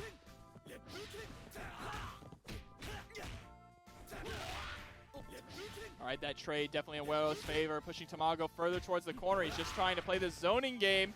Tamago able to actually get the cross up there. Ooh, whiffs the forward A. No confirm. And these are two different styles of Rock Howard that we're seeing being played right now. Wero is playing a much more conservative, fireball-heavy version, while Tamago is going for the heavy rushdown. I should be able to take out the other Rock here. Oh no, actually the combo went a little bit too long. Was able to get the super cash out at the end of the max. Oh my god, almost gets punished for that jump over. Oh, gets over the fireball. Chip is a factor. Yeah, trying to chase him down with that elbow. He wants to chip him out. There's the punish on the block shatter strike. Sheesh. All right, Tamago getting the first character down. Has a bit of a hill to climb here when Vanessa coming in. Almost a cruel joke after working incredibly hard against Wero's Rock. Starting off pretty strong, though, pushing Vanessa into the corner. Oh, it actually hits the cross-up with a jump D, something you don't see very often. And she'll be able to cash out super here. The only unfortunate part is you're putting Vanessa back to mid-screen. Oh, nice. Gets the punish off the elbow and has a chance. Doesn't get the safe jump. Okay, just perfectly spacing themselves to stay safe. Oh, the 2D. Oh, the uppercut there for Tamago. All right, so Rock actually got all the way down to Wero's Terry. But, you know, it is literally one crouch B away from death. Yes. Or maybe 3 EX crack shoots. All right, there's the burn knuckle. Yep, and meaty fireball as well, just to try and keep Rock locked down the corner. And EX crack shoot is going to be all she wrote. Wero going up 1 over Tamago. And Tamago really, you know, batting down the hatches there, trying to get that comeback all the way. But unfortunately, when you have a full health Terry and 3 bars, yeah, it's a nightmare. Yeah, it's a tough sell. But Tamago is the kind of player who can bring this back. We've seen him adapt. His Clark is incredibly strong. He just needs to actually get rolling, right? I'm glad that he's sticking through with it because I think it is a very solid pick here. That's the thing about Tamago. His Clark is incredibly snowball heavy. Once he gets going, it's hard to get it to stop, right? Yeah, so we're going to have to see if Tamago can actually get this Clark online here. Nice, gets the anti-air close. See, and the Frankensteiner into the Oki. just getting clipped with the low here, pushed all the way into the corner, gets the hard knockdown. Just goes for the fireball, and then a punish there off the plus frames. Ooh, nice check, crouch B. That was a punish. Oh, no follow-up there after the tackle. That's really unfortunate, and Clark is gone. Yeah, that is so unfortunate. Most of those options will switch sides, so could have thrown him into the corner with the follow-up there. Yeah, the rolling death cradle, right? Yeah, the rolling death cradle. But here we go. Tamago coming in with 2 bars on Blue Mary. Oh, drops the slide finish there. That's so unfortunate. Wero now putting in work and pushing Blue Mary all the way to the corner here. All right, a good wake-up throw, though. Oh, and gets the suplex. Oh, tries to go for it again. Wero getting out of there. But again, just spacing out this rock. It is very hard for Tamago to get anything started here. Oh, yeah, and it gets the crouch B. And just like that, Tamago on the back foot now, all the way into the corner. Ooh. Unable to actually escape. Blue Mary is gone. Just like the announcer said, it's not looking great for player 1. Yeah, the way that Wero is using Rock has really, it's really slowing everything down. Tamago can't really get too much started. All right, there we go, though. Right off the bat, able to get rid of Rock. Still, we've seen this story before. It's a really big uphill climb here for Tamago. Not only do they have to get through the nightmare that is Vanessa, but Terry's going to be coming in with a lot of meter in the end, too. All right, trade right off the bat, though. Yeah, it really looks like a lot of these open-ups are just Tamago just kind of hopping over and getting, Wero getting that punish off the crouch B. And there's the guard cancel. Wero is definitely willing to spend that meter to go back to neutral. He's confident in his neutral game with Vanessa. Yeah, and there's the empty low. This will not be it. Gets a setup afterwards, just walking back. Tamago checking the low. Yeah, but Wero being so patient there, and there we go. Wero going up 2 right now. Yeah, it's looking real rough here for Tamago. I feel like Wero really is kind of testing the stamina. Yep, and playing incredibly safe, very measured neutral. I just want to keep in mind, guys, he still has a chance because this is winner's final, so this is first to 3. Looks like we're going to see a possible character switch here now for Tamago. Yeah, maybe the Clark wasn't working out there. Was able to get a little bit of these sequences started, but, that weird drop off of getting the tackle into no follow-up. Yeah, I wouldn't be surprised if we see a character swap here. Who they'll swap to, though, is the really interesting decision. And it's going to be Mai. Okay. I like that. I like going to Mai. Now the order will be the deciding factor here. He has a Mai on the back, Vanessa on the front. So Vanessa Rock. Anchor Mai can put in a lot of work. We've seen it time and time again. This is another really interesting character that traditionally people would say is more point or mid, right? Yeah. But with the ability to have EX anywhere in King of Fighters 15, we've seen that shaken up so much. Yeah. A lot of characters you would normally consider point can be really effective anchors.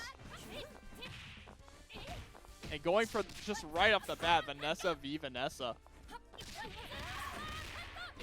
All right, Tamago in the purple pants. Getting a bit of a start here on Wero. I like the confidence in the mirror match to try and go for this, right? Yeah, sometimes you gotta fight fire with fire, honestly. And just getting locked down in the corner here, not really able to escape or press anything. That Shadow Strike whiffing, that's a bar gone. Okay, Tamago should kind of press this advantage after that whiffed Shatter Strike, but unfortunately... Oh, that was a great sway back there. Oh, putting themselves into the corner, but it doesn't really matter when you're able to fight back like that. And a great guard cancel backwards, and what a punish. Oh, just goes for the reset, just go for the chip. Uh-oh. Oh, not like this, Tamago. Oh, a whiff jumping CD. He definitely wanted a short hop there and got a full jump. Yeah, unfortunate there. And, the difference there, I've been noticing, just like being able to punish people's whiff jump-ins is so good in this game. Oh, absolutely. Being able to utilize a low as an anti-air, too, is an incredibly solid tool for a player to learn. Ooh, was not confident in it. There we go. Uppercut staying safe, but getting caught by that jumping CD. And there's the command grab. Good by Vanessa. And we are tied up here. Yeah, we've already seen the kind of the rock matchup between Wero and Tamago. You know, being a little bit more towards Wero, but we'll see if, you know, Tamago will kind of change it up now that, you know, Rock doesn't have as much meter to play around with since he's not anchored this time. Tamago's the one right now with the life lead. What a short hop there over the fireball. Tamago really starting to turn it on now. A fire has been lit. Goes for the overhead mix up there in the corner. Ooh, normal jump CD. Ooh, tries to go for the cross-up. No go. Rising tackle from Tamago. Oh, trying to chase down the guard cancel though, but that does have a little bit of invincibility. Ooh, hops over the command grab. And the EX rising tackle right afterwards to answer. Oh no, landing on the fireball there. And actually able to get the punish. There we go. Tamago starting to adjust now. This is the first time we've seen Tamago with this much of a lead. Yeah, but again, Terry, cleanup crew. We'll see how this turns out. Oh, nice! Perfectly spaced right out of that burning knuckle. An absolute picture perfect whip punish. And yet another whip punish here. Wero being really uncharacteristically risky. Oh, jumps over the command grab. Big chance for big damage here. Does not choose to cash out. I like it. Yeah, but we are in one-touch kill range for both these characters now. Ooh, I like the trade too. The throw as well. Grab. Oh my god, it has a hit! No, the rising tackle gets blocked! He had it! Wero had it! But he didn't believe! Looking like some cracks are beginning to form on Wero's once pristine neutral. Oh my god, Tamago.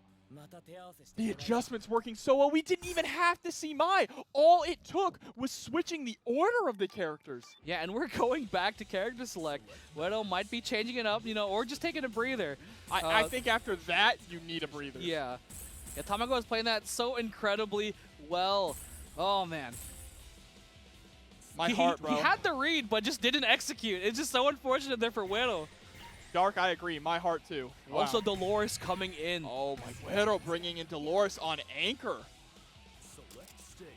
These are interesting adjustments and changes between these two players going on right now. You know, and that's interesting. He replaced Terry. Yeah. And Terry's one of those characters that people feel will fall off eventually because, you know, people feel he's too linear. He's good, but he's linear. Yeah, I mean, that his thing is just that he just dumps damage. Yeah. But that's really it. He's got good buttons and he dumps damage. The double sway backwards. Ooh, gets the grab. Wero starting off strong right now.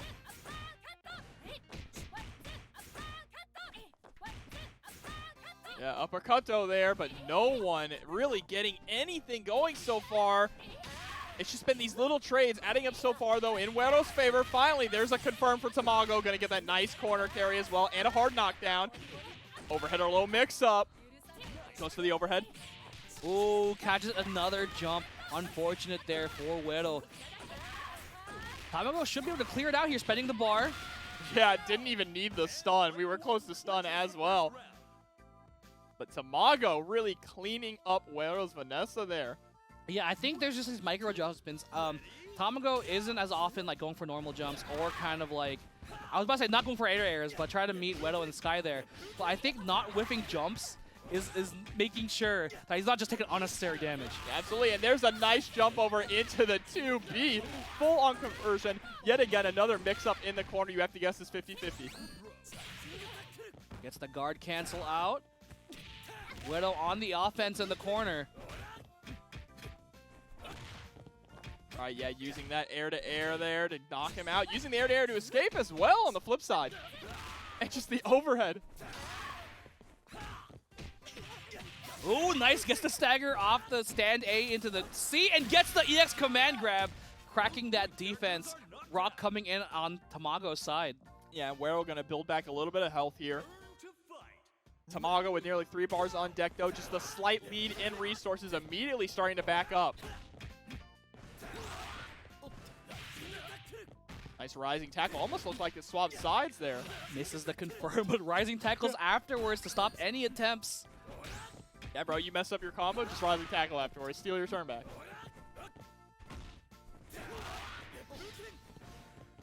Oh, empty low. That was a very deep empty low, too.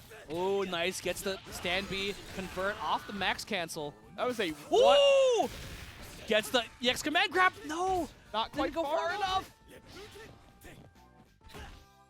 Wero is in chip range, though. He just needs one more fireball or elbow to be blocked. Oh my goodness, again! Going for the EX command grab into the super, not enough.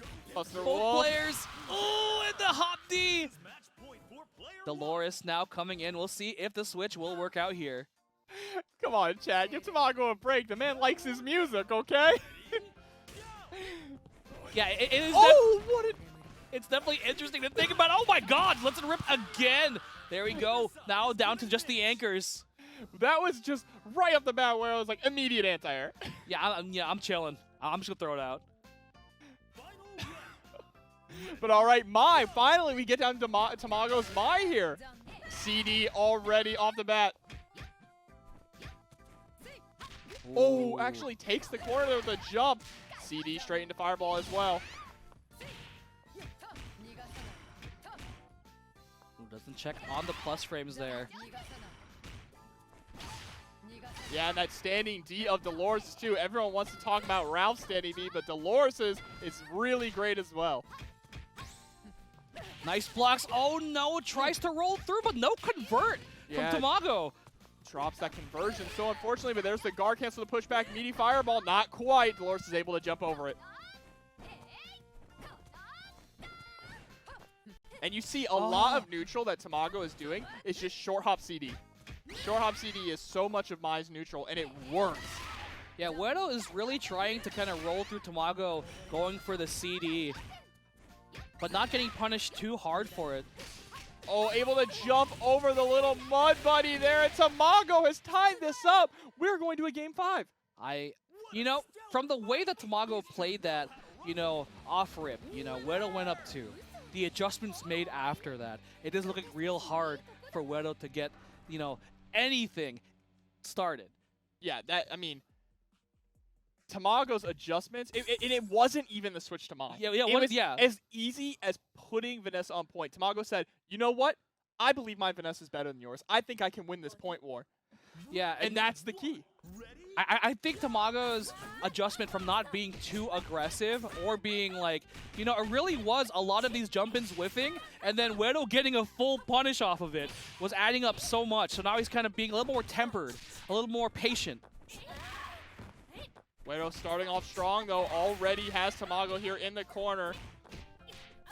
The mix-up is blocked, and immediately, that is one of the things about Vanessa. Even against herself, she will just press out of pressure. She does not care. Again, Tamago on the advantage here up against Wero. All right, able to snipe him out there with the 2B and get a full conversion. Should be enough to kill. Absolutely is. Tamago with the early lead here, trying to go for this reverse 3-0. Yeah, Tamago kind of smelling blood now. These rounds are going a lot faster. Finding the hit and really, you know, cracking the defense that looked impenetrable earlier for Wero. Oh boy. That is tragic. The cracks are beginning to show, Jobber. All right, that rising tackle actually hitting, but really going into these rising tackles is incredibly risky here for Wero, especially when they're behind a character.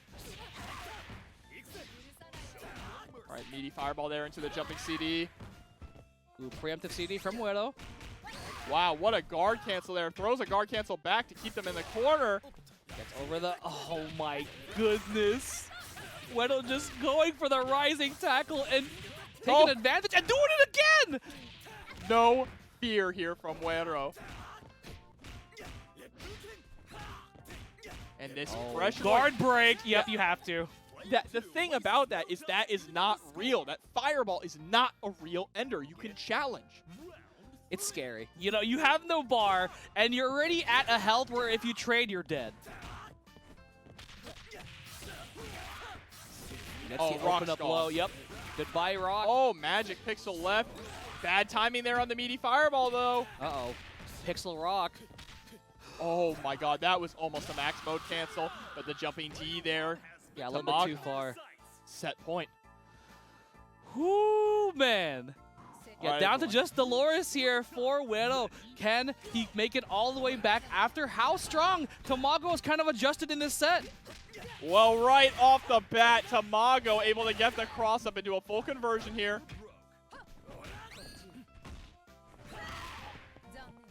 Oh, immediately with the low. Doesn't have a whole lot of meter, but only needs one more touch, and there. Is this it? No, Not he doesn't have enough. the meter. Oh my God! Tamago, you are nasty. This egg does not crack under pressure. Absolutely not. Into grand finals winner side, Tamago. All right, and we have the rock from ViolentKain in the purple jacket, as Proxy loves to see. Absolutely. Oh, Johny right off the bat trying to go for that mix-up.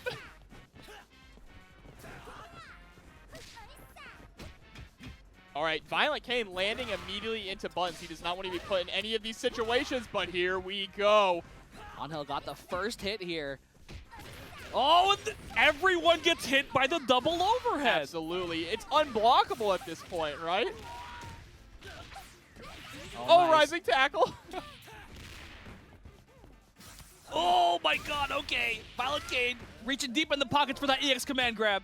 ViolentKain is always on point with those EX command grabs as well because he just knows when the opponent wants to block, but Johny getting such an early lead as well. Getting rid of ViolentKain's rock, which is an incredibly solid character.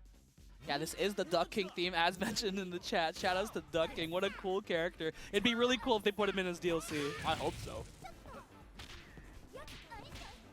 All right. Nice. Great tech. So that's something that you should always do as a King of Fighters player, especially in this game. When someone tries to go for a jump-in or a cross-up like that, if you get hit and it's high up, you should always be attempting to throw. If it's too high, you're going to throw them. If it's not, they are going to combo you anyway. And by the way, ViolentKain deleting Johnny's Angel there. Yeah, making light work of Angel coming in, but Vanessa.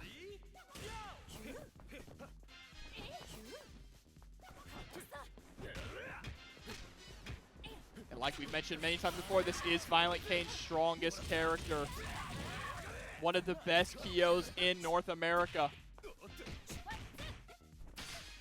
Nice check on the hop there. Yeah, it's really scary. You know, ViolentKain's KO is so good at just like hopping right in your face and also avoiding. Like being able to space out all of this pressure perfectly makes his KO so incredibly strong. Absolutely. Oh, the patience there, too. Oh, a trade there. Actually kind of working out in Johnny's favor, recovering first. Running up, throwing. He's going to get this pressure going as well. Jumping CD, get those plus frames. Oh, no. The uppercut hitting right at the last second. Johny could actually kill Kyo here. You have to. Absolutely. You do not want to even give ViolentKain's Kyo a pixel to work with. Yeah, I was like, please don't save jump. Please just spend the bar. Yeah, absolutely. But here we go. ViolentKain on anchor Terry now. Johny looking pretty clean so far. The crack shoot right off the bat. EX the crack EX shoot. overhead, crouch B. Bro, that shimmy there. Horrifying. Horrifying. Just shimmy in the low. I love his animation too. He like just kind of bobs back and forth. Oh my gosh, and just lets the jump in rock. Might have tried to go for anything, but just crouches right into it. And so much damage. The next hit will kill. Oh, there's the burn knuckle. Patience as well, but a trade with a crouching B. Oh god, and the far D confirmed. Easy peasy, ViolentKain getting that first match. Yep, just like that. And we are back in loser semis, guys, so it's important to note that this is first to two. Only top 3 is first to 3, so winners finals, losers finals, and grand finals. Yeah, that is crazy to think about. You know, Johny had an incredibly strong start, but the Terry cleaned up for ViolentKain. I mean, that's what Terry does. He is the cleaner. He comes in with Yeah, the broom and dustpan, and he says, what's left? I got you, boss. Let's take out the trash. Yeah, and just if he has more than 2 bars, you know, it's going to be an easy time. Yeah, absolutely. And that's really, the character is very simple, but that's where his strength lies. He's not too crazy. He just has great buttons, and he can confirm into big damage. It's not like he has a crazy mix-up game. All right, again. We'll see if ViolentKain can kind of adapt here to the oppressive on-hell onslaught.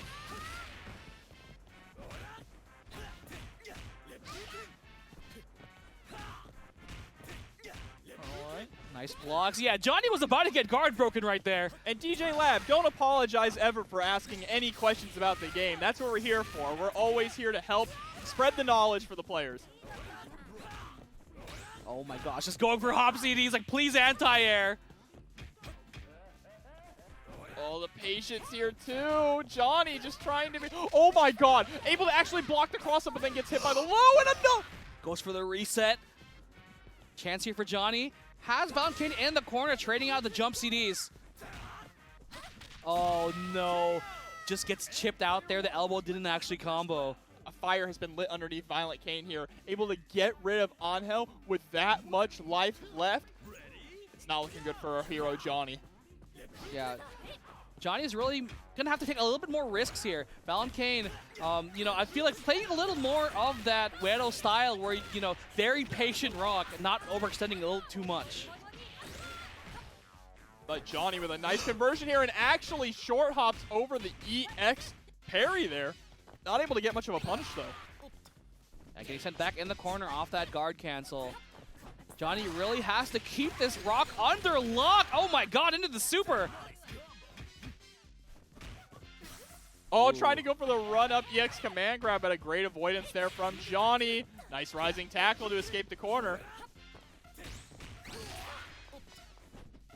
Ooh, tries to run-up grab, but unfortunately does not get it and doesn't get an anti-air either.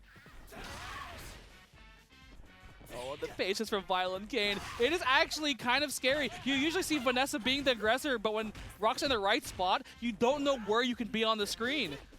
I don't even think it's necessarily Rock. It's ViolentKain. Yeah, I mean, the way he utilizes Rock. Rock is surprisingly very good at controlling a lot of spaces on the screen just by where he's standing. He has a lot of options. And here comes Kyo. This is the nightmare character.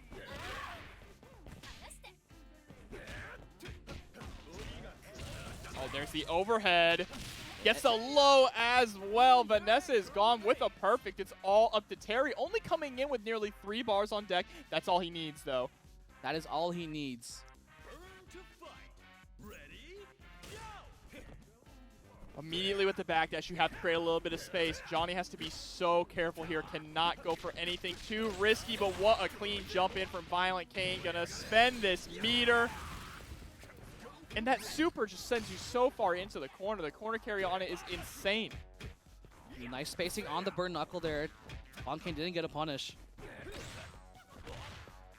Oh no. Getting whittled away here, gets the jump in. And this actually should be your super. It is just like that. ViolentKain taking it 2-0 over our hero, Johny. Great stuff, Johny. Thank you for coming out better, and the players get crazier week after week. Oh, thank you guys. We love you too. All right. So the Vanessa versus Rock. We've been seeing Rock, you know, steadily handle a lot of Vanessas today. Oh, immediately with the throw. All right. But Wero waking up with buttons. Not going to hold this mix up at all. Ooh, actually doesn't get the safe jump this time. Ooh, an amazing confirm off that jump CD. Yeah, right? Excuse me? And that Buster will push us so far to the corner as well here. Oh my god. The plus frames from the fireball. ViolentKain is just not stopping. This is a scramble. And ViolentKain again closing it out against the Vanessa. Yo, and thank you so much, Candor, for the prime. 2 months. We appreciate it. Yeah, the winner of this match will be going up against Tamago, waiting for them on winner's side. The egg himself. Oh no, not able to actually convert after that. So close though, but has ViolentKain pushed into the corner. Great run-up throw here from Wero. Oh, nice preemptive jump CD. Trying to lock down Kane here in the corner. But being a little conservative with their pressure as well, because they know ViolentKain likes to just DP in the most crazy places, right? Yeah, we're seeing a lot of pressure just being held, and as I was saying that, the counter coming out and gets the safe jump and gets the command grab. You are getting sent straight into the corner. Oh my god, with the super as well. That man straight up tactical rolled, short hopped into command grab. Oh my gosh, and the instant hop jump D looking like an OCV so far. Will Wero be able to stop it? I mean, it's difficult. ViolentKain's Rock is a force to be reckoned with, but Wero does have 5-bar Terry Bogard. Eat your vitamins and say your prayers because this is the true final boss of King of Fighters.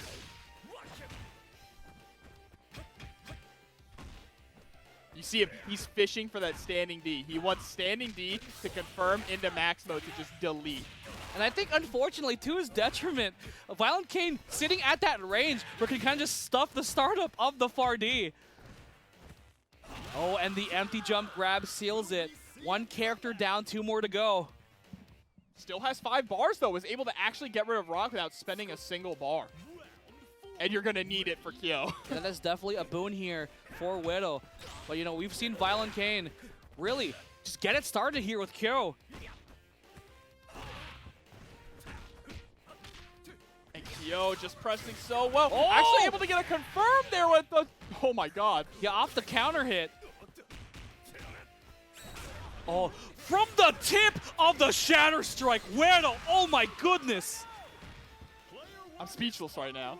Wero, what a monster here. Oh man, ViolentKain down to just Terry. And Terry coming in with 4 bars, but Wero still has a decent amount of health on deck. Oh no, we are in one-touch territory, and those crack shoots, 3 bars is a lot of crack shoots left, and that is it. ViolentKain is going to go up 1-0 here against Wero. No! What? Okay. There it is. Yeah, yeah, you know, there it is. You know, reroll. You know, you run it back, whatever. Wero was like, nah, bro, you should have had that one. Yeah, Let me just yeah, it's okay, it's okay, understandable. But, you know, that last sequence there, so scared of the EX crack shoot. ViolentKain had 3 bars, so it could have done 7 crack shoots. I think he had 3.5 bars. Bro. So, as you noticed, he walked back, and instantly, Wero stood up. And that's how he got that crouch B from max range into the max confirm. Round 1. Ready, go. Here we go, back to the round start situation. I really love the way that ViolentKain creates a little bit of space. He wants to try and punish Vanessa for overextending while approaching him.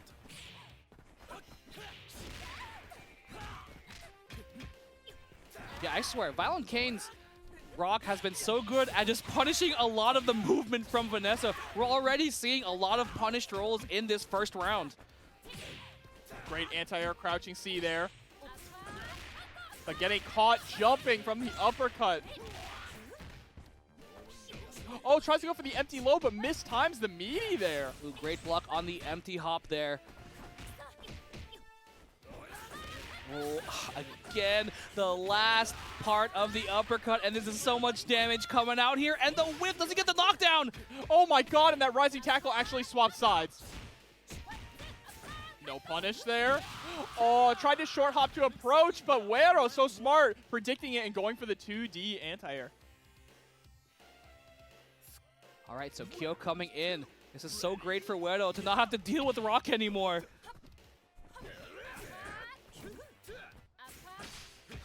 What an interrupt on the uppercut. Oh, empty jump into throw there. One more touch. There it is with the 2A, and Vanessa is gone. We are tied up in health and resources here. Oh, excuse me. No, ViolentKain nearly has 3 bars on deck. Just a little bit extra on the resources side. And both players just kind of, you know, just moving around. Yeah, I mean, using those movement options to try and force the others into different situations like that. Forcing him to whip out the rising tackle. Gonna go into the level 1 loops. Actually spends a level 2. Look at the damage. It gets the knockdown, instant stand up. He doesn't do crouch B this time. There we go. ViolentKain just deleting Rock. It was so unfortunate there. I actually think that, you know, Wero's trying to do run-up fireball, but you have to be very careful. The run gets buffered there, and you get DP instead. You pretty much have to go for like a half circle whenever you want to do a fireball when you're running Not forward. even. The buffer like lasts for a long time. You have to Tiger Knee it. Oh, that's right. All right, chance here for Wero. ViolentKain doesn't have much bar. That's why you're seeing him not doing anything a little too crazy right now, just using that jumping CD to get those plus frames, going for those lows as well. Terry, yet again, with 5 bars here. Actually gets the standing D, but wasn't ready to get the max mode confirmed. Oh my gosh, just a neutral hop there to open up the low. Has enough for super, and that is it. 2-0 right now, ViolentKain. It's not quite over yet, though. Wero still has one last chance to adapt now. It is looking incredibly hard for Wero to deal with, you know, just the way ViolentKain's been playing, so incredibly solid. Like I can't help but, like, it's hard to explain, because he's just playing better, out-neutraling the other players.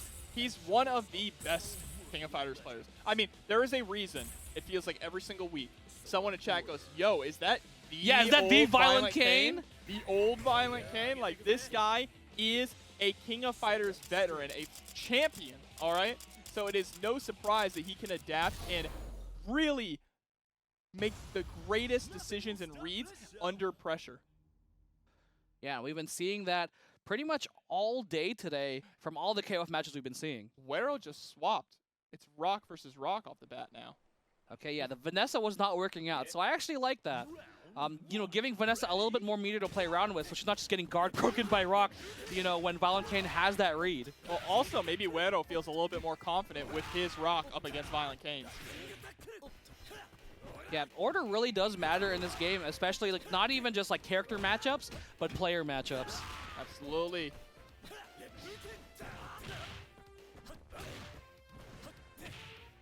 But again, these tiny hits are just adding up on both of these guys, and there's another rising tackle.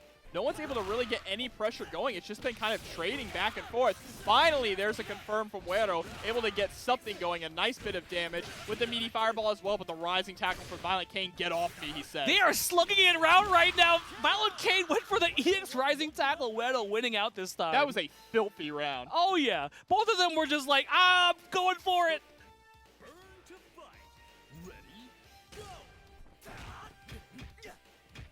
But Kyo has 2 bars on deck, so one touch could be all that ViolentKain really needs to tie this up again.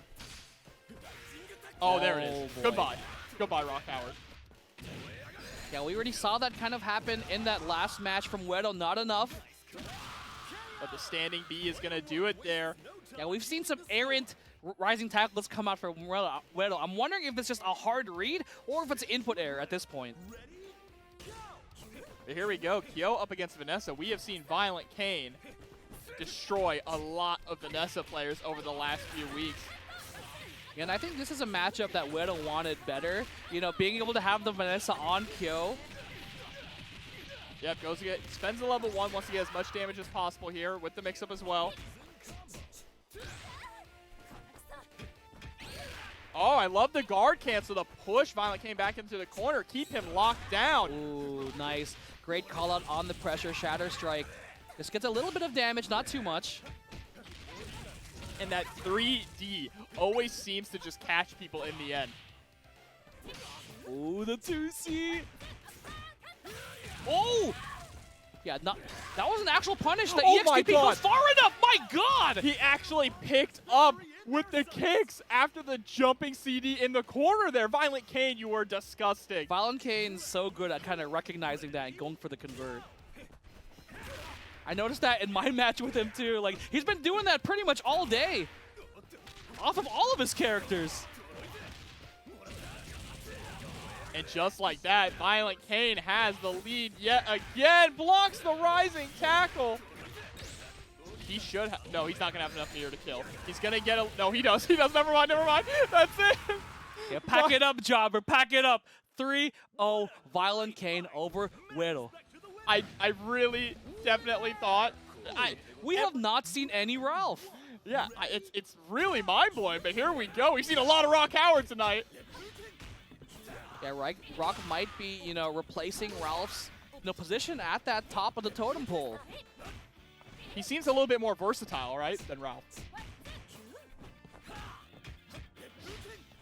I said Tamago has the life lead right now.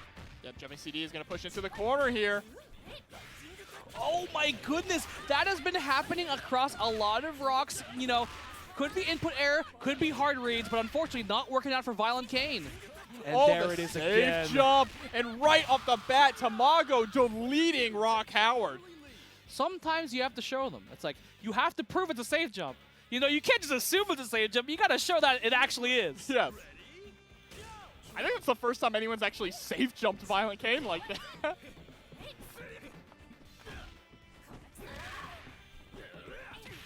Oh my gosh, and Tamago, great hop there, gonna push all the way into the corner. Goes for the reset, that was filthy! I'm gonna puke. So good. All right, I love the back I thought the DP was gonna come out. I was like, please, ViolentKain. All right, actually grabs the dash forward attempt. Nice block there, though, on the cross-up from Tamago. Oh, ViolentKain with the overhead max cancel. Into climax, gonna get a grip of damage here. Might even be enough to kill. No, not quite. The overhead does scale a little bit more. Nice defense here, but the guard bar is looking mighty low. Oh, these 2Ds to fight out of the corner. A deep run in as well, trying to catch him pressing. And Tamago has 2 characters down on ViolentKain here in this grand finals. I don't put ViolentKain out, though. We honestly can't. This man has proven us wrong many, many times. Yeah, did not want to spend the max mode on just Vanessa. He still has 2 more characters to get through. Using that burn knuckle, too. Yeah, Tamago was in chip range, so I like the idea of just throwing out those burning knuckles. Yeah, especially at that range. It's incredibly hard to punish. Absolutely. All right, Rock now coming in from Tamago.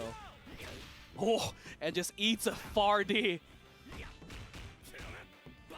And you see that fuzzy blocking there Yeah. from Tamago, just trying to not get hit by anything there. He's scared of the jump in. Nice. Punishes the roll, and now unfortunate. ViolentKain now put in the corner here into the climax cancel. Now here's the question, though. Are we going to get an install? We do not. It seems like Rock players really don't like to go for the install, I'm noticing. Yeah, I think the damage is very important, and, you know, just having the install, I'd rather have the damage, you know? Nice jumping CD there, keeps the pressure going. Tamago controlling this so well right now. And you see, every time he starts blocking Terry, he's immediately fuzzy blocking.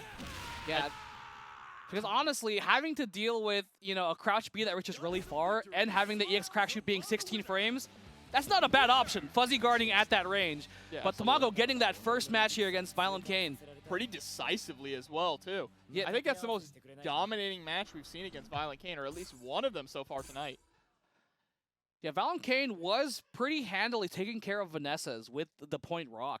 But Tamago definitely, you know, really adapting to the way that he's punishing other Vanessas. Yeah, this Vanessa is on a completely different level, right? Yeah. He immediately sway backwards. And utilizing a lot of jumping CD to get those plus frames. It seems like every time Tamago jumps, it's jumping CD. But there's a great whip punish from ViolentKain. Yeah, and the wiggle is really helping out on the defense here. Gets the open up into the empty low. Tamago going for a lot of empty jump lows as well that are really working out. Yeah, and I think Tamago's just awareness of the guard bar is really good. Because a lot of people have just been getting guard broken by ViolentKain's pressure. Yeah, not only that too, but Tamago's movement, Tamago's neutral game and the movement, utilizing sway, immediately hyper hopping into JCD. It's just so incredibly strong. That gets the early rising tackle there. That trade was so lucky for Tamago, and there's the overhead, but nothing to convert afterwards. Oh, again. Okay, ViolentKain just kind of snipe out the jumps, but unfortunate open up. Tamago is going to take Rock out here. Yeah, just like that. Yeah, again. I don't think we've seen ViolentKain's Rock be manhandled like this at all tonight. Yeah, like, it is, Tamago is like bringing it to the Rock. You really haven't seen that from the Vanessas in the other games. Yeah, absolutely not. It seems like he's had a lockdown on that matchup. Vanessa's even been putting in work against Kyo, which is surprising. And it's also the way... The weight on the roll! Tamago was ready! It's the patience from Tamago and the way that they structure their pressure. they're not constantly resetting their pressure.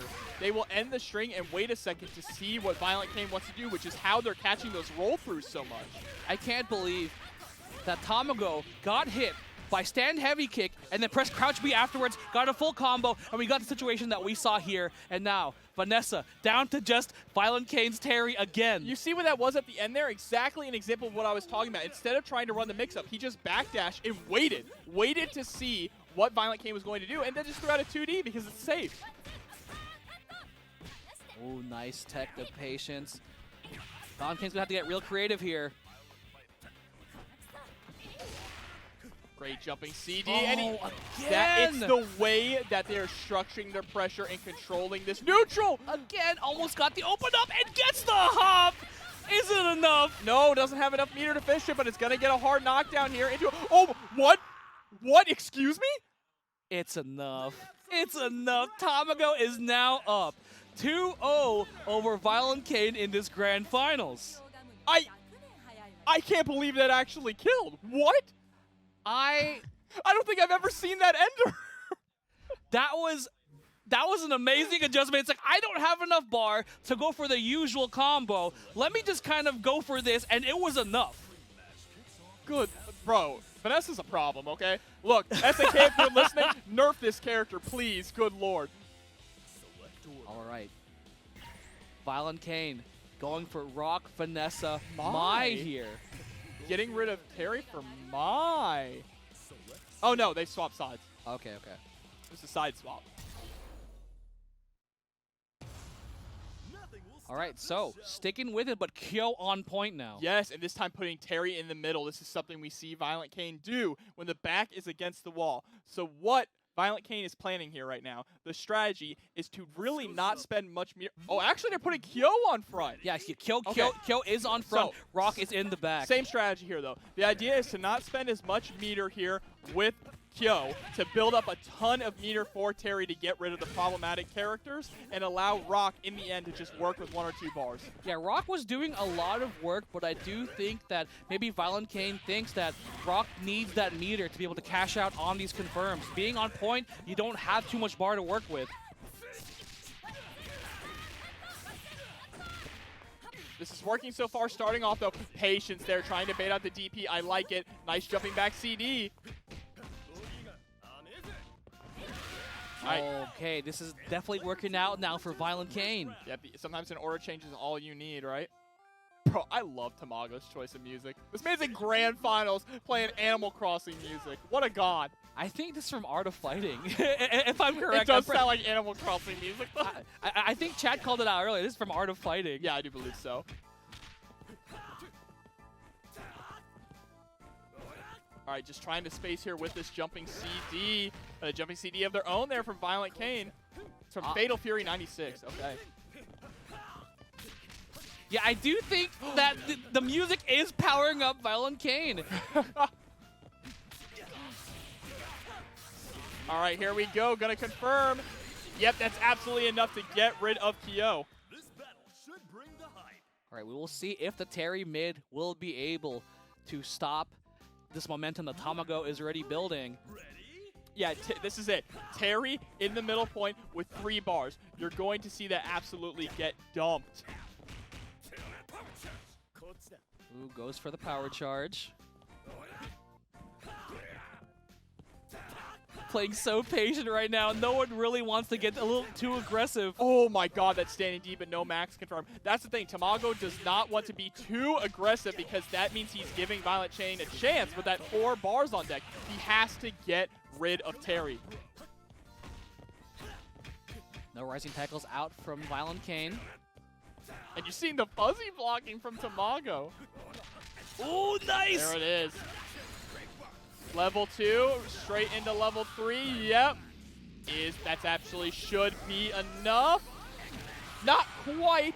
Tamago's still alive. Please don't wake up DP. Don't do it. Okay. Just waiting it out. Oh, nice. Meets him in the air with a jump D. All right, down to just Mai on Tamago's side. What's nice here, though, is Mai is coming in with 2 bars while Terry has absolutely none. So Mai can really play that neutral game around Terry. This is a really tough matchup for Terry. Yeah, can't really call out any of these CD into fans with a guard cancel roll, but auto confirms into the max. Yep, using that jumping CD to blow back. Oh boy. Oh, almost went for the mix there, that almost combo, a little bit too close to the wall. So much patience here, you just have to pick your buttons. Oh my god, whiffs. That was so dangerous. And there it is. All right, now, Rock is coming in with 2 bars. So far, this has worked out pretty well for ViolentKain, exactly the way that they want. Terry was able to dump all that meter to get rid of Rock, and Rock now, on his side, is coming in with 2 bars on deck. Still has to get through this Mai, though. That is the real hurdle. Yeah, but I didn't think ViolentKain would be very confident until that just happened. So much damage can come out here from Mai. And this is ViolentKain's last chance. If Tamago is able to get rid of Rock, this is the end of the tournament. Oh no, the Rising Storm isn't close enough to wake up Oh, Pillar. and it gets punished! Oh my god, he's got 2 bars! And ViolentKain staying in it right now, getting one on the board here against Tamago. Bro, my hand burns with an awesome power. Oh man, the Chuny vibes off of this one.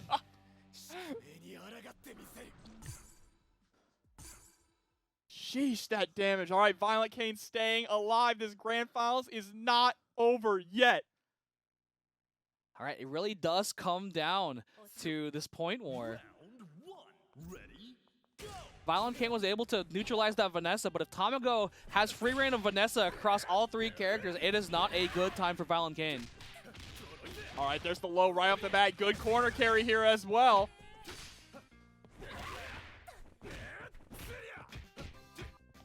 And ViolentKain is feeling so fresh right now, but there's a great 2A punish from Tamago. Doesn't get the forward jump, though. Ooh, almost whiff punish with the crouch B. Has to go for a run-up. And I love these short hops, these short neutral hops from ViolentKain with the jumping CD. He kills jumping CD, has such a great hitbox, a really great poking tool. Ooh, tries to go for a walk-up, maybe for a grab, but ViolentKain check low immediately.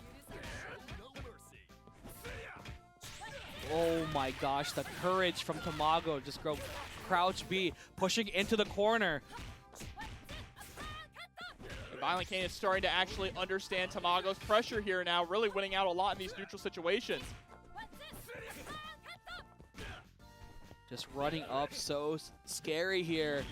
Oh, able to block that, all right. Got tipped the red kick a little bit, and the hop CD will seal it here for this point war. Absolutely. Such a good start off for ViolentKain here. Tamago really needs to dig deep. You cannot allow ViolentKain to tie this up. But luckily here, all Tamago really needs is 1 touch into a max confirm to get rid of TO. Ooh, still catches the roll, but no confirm, unfortunately. No, a no confirm yet again. Uh-oh. And Rock is losing a little too much life right now. All right, with the 2A, able to just get over that 3D. Yeah, so a little scary for Tamago. I feel like he's letting a couple things kind of slip through the cracks here. We're not seeing that polished Tamago that we were seeing earlier. ViolentKain is really kind of applying the pressure on him. But this egg don't crack. There's a great cross-up into a max mode cancel level 1. Yeah, it doesn't go into the climax. Oh, it catches the roll! Not quite enough. Didn't actually spend the EX. Wanted to hold on to the meter. Uh-oh. You have to just spend the bar to kill. This is such a dangerous situation to be in. No. Oh my god. Yeah, like you said, you gotta spend the bar, giving a chance for ViolentKain to get his own max confirm on Tamago. Not gonna be enough to kill, but scary situation afterwards. All right, he's guard cancels, create a little bit of space. All right, the elbow is going to get rid of Terry. Right, again, ViolentKain on elimination point here in the Rock Mirror against Tamago. And Tamago has been pretty solid in the Rock Mirror. The only bad side is here, he's down on life and down on meter. Yeah, there you go. There we go. Handled very easily there. Mai coming in. Gonna have a bit more bar than ViolentKain. Bro, I am sweating right now. This is yet again still tournament point for Tamago here. And with the meter lead. But the CD, we'll see if the CDs will be spaced enough. Oh my god, almost punishes the whiff CD as well, but it moves her forward just a little bit. Meaty fireball as well. Tries to go for the overhead mix up there. Jumping CD, blowing back. Tamago is playing this incredibly well, just slowing it down to their pace, utilizing the jumping CDs to try and win this neutral game. And there's the double hop.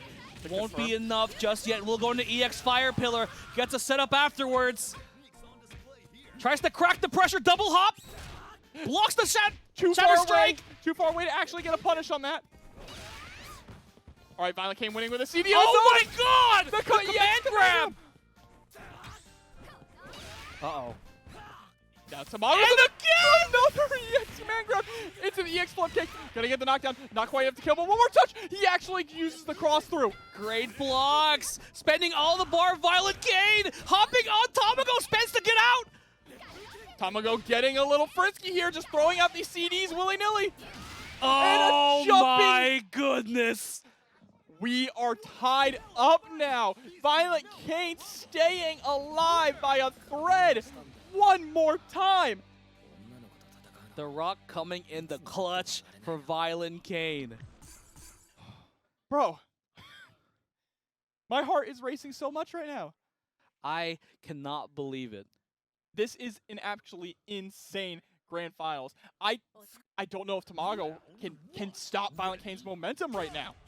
Yeah, the Kyo has been, you know, winning this match against Vanessa, and that was kind of the money character for Tamago earlier on in the set. And you can already feel it in Tamago's neutral already. Yeah. Second guessing, not as confident.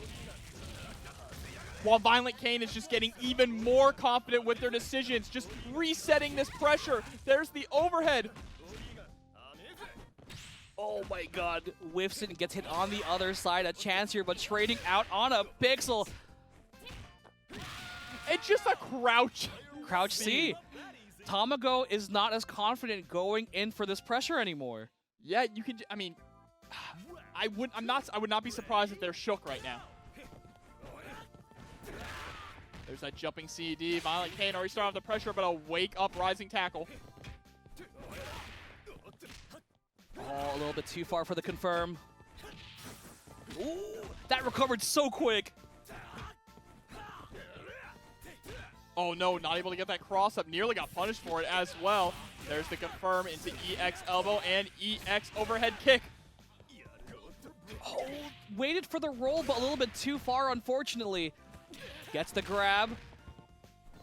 Really needs this, gets the EX command grab. All Heel right. down. Tamago is still in this. Yeah. Tamago said, "What are you talking about? I'm shook." Yeah, definitely needed that confidence booster there. This ViolentKain got that command grab. This egg doesn't crack. It does not. It does not crack, Yasian.